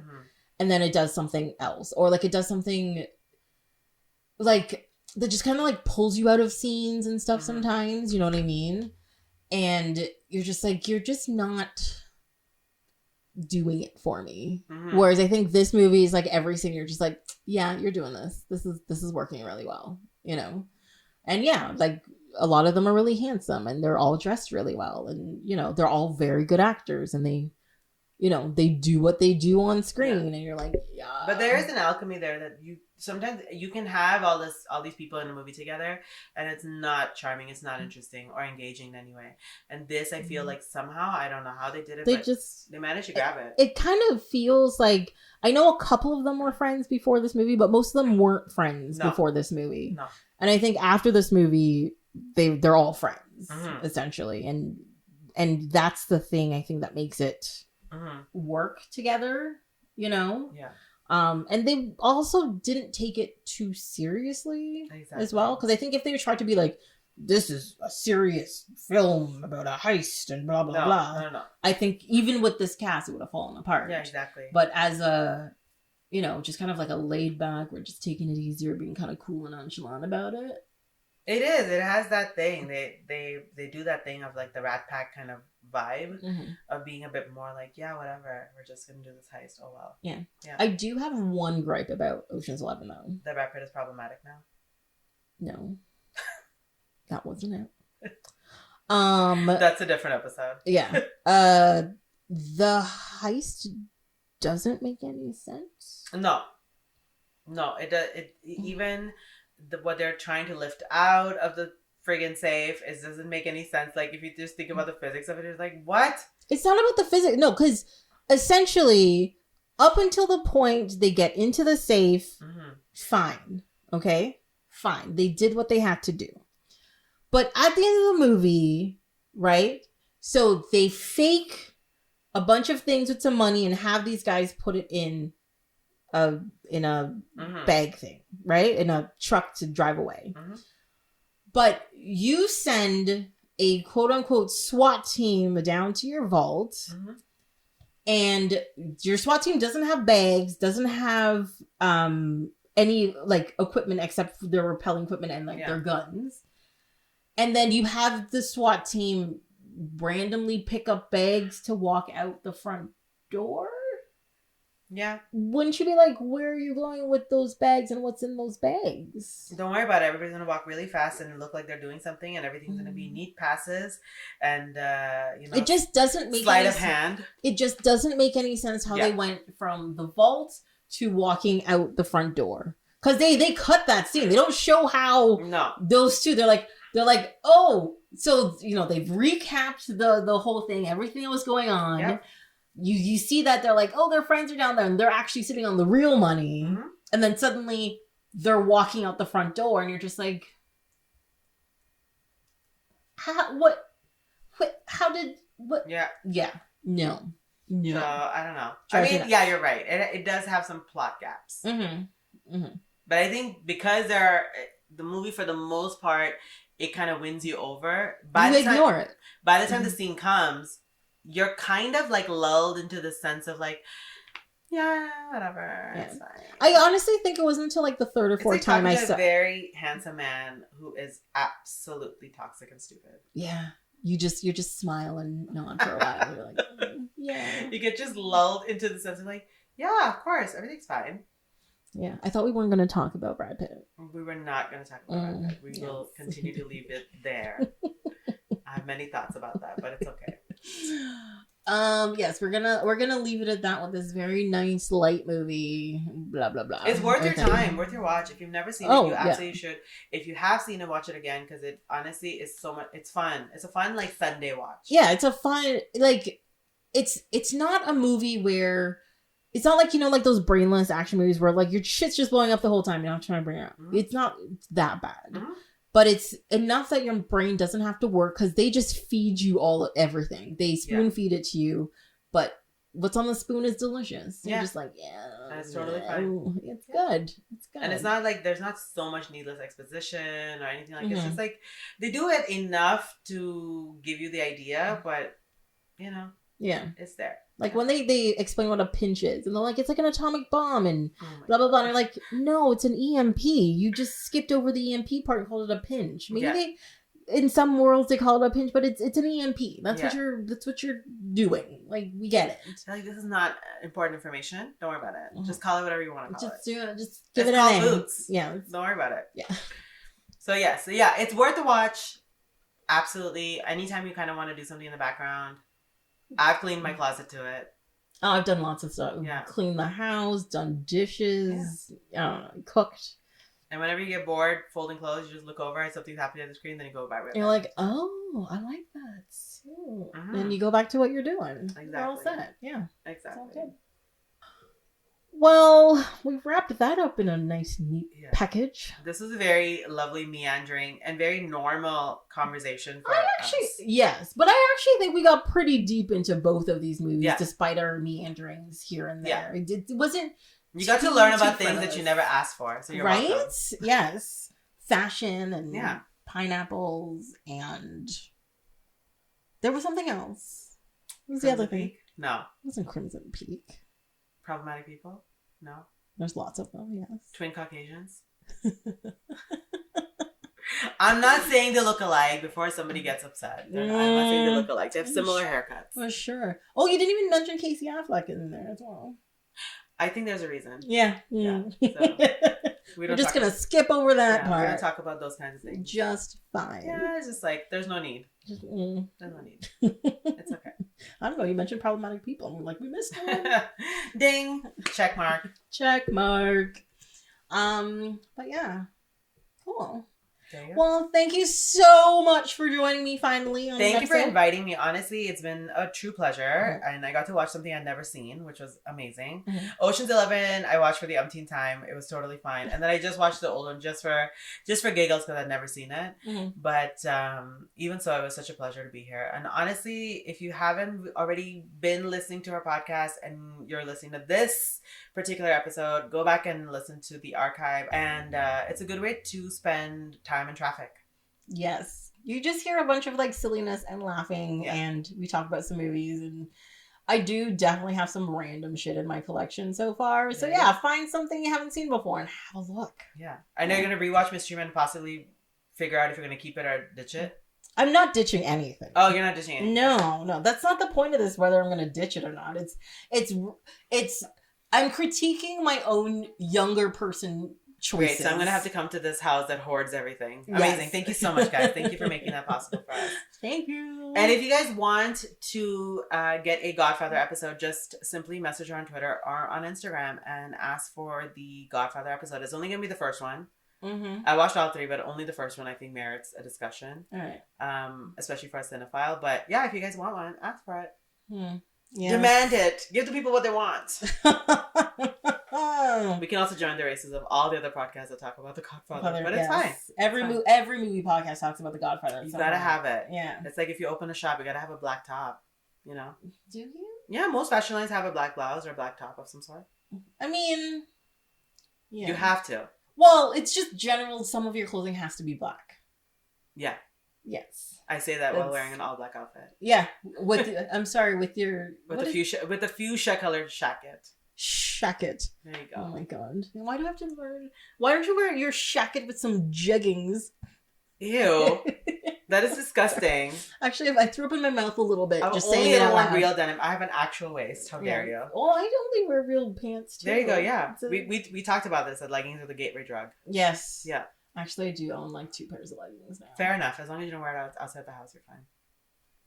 Do you wear it outside the house? Okay, we gotta go. Not regularly. We have to go before this chat devolves into me judging her, and then for her to be like, "See, I told you guys that I'm really mean. I'm not actually." Okay, so we'll keep that for the next time you're here. For the next time, exactly. We gotta have something else to talk about. Exactly. Besides the movies. Yes. Well, thank you for listening, and if you guys have any comments or insults, please send them Tracy's way. I will not be reading or screening any of her comments, so feel free. Well, that's it for this episode of Off My Shelf. Until next time, you can follow along on Instagram and Twitter at ohmyshelf, or you can send an email to ohmyshelf@gmail.com. On the next episode, we'll be talking about The Muppets, with a couple of Muppet movies and the Muppets movie. Hope you'll be here to listen.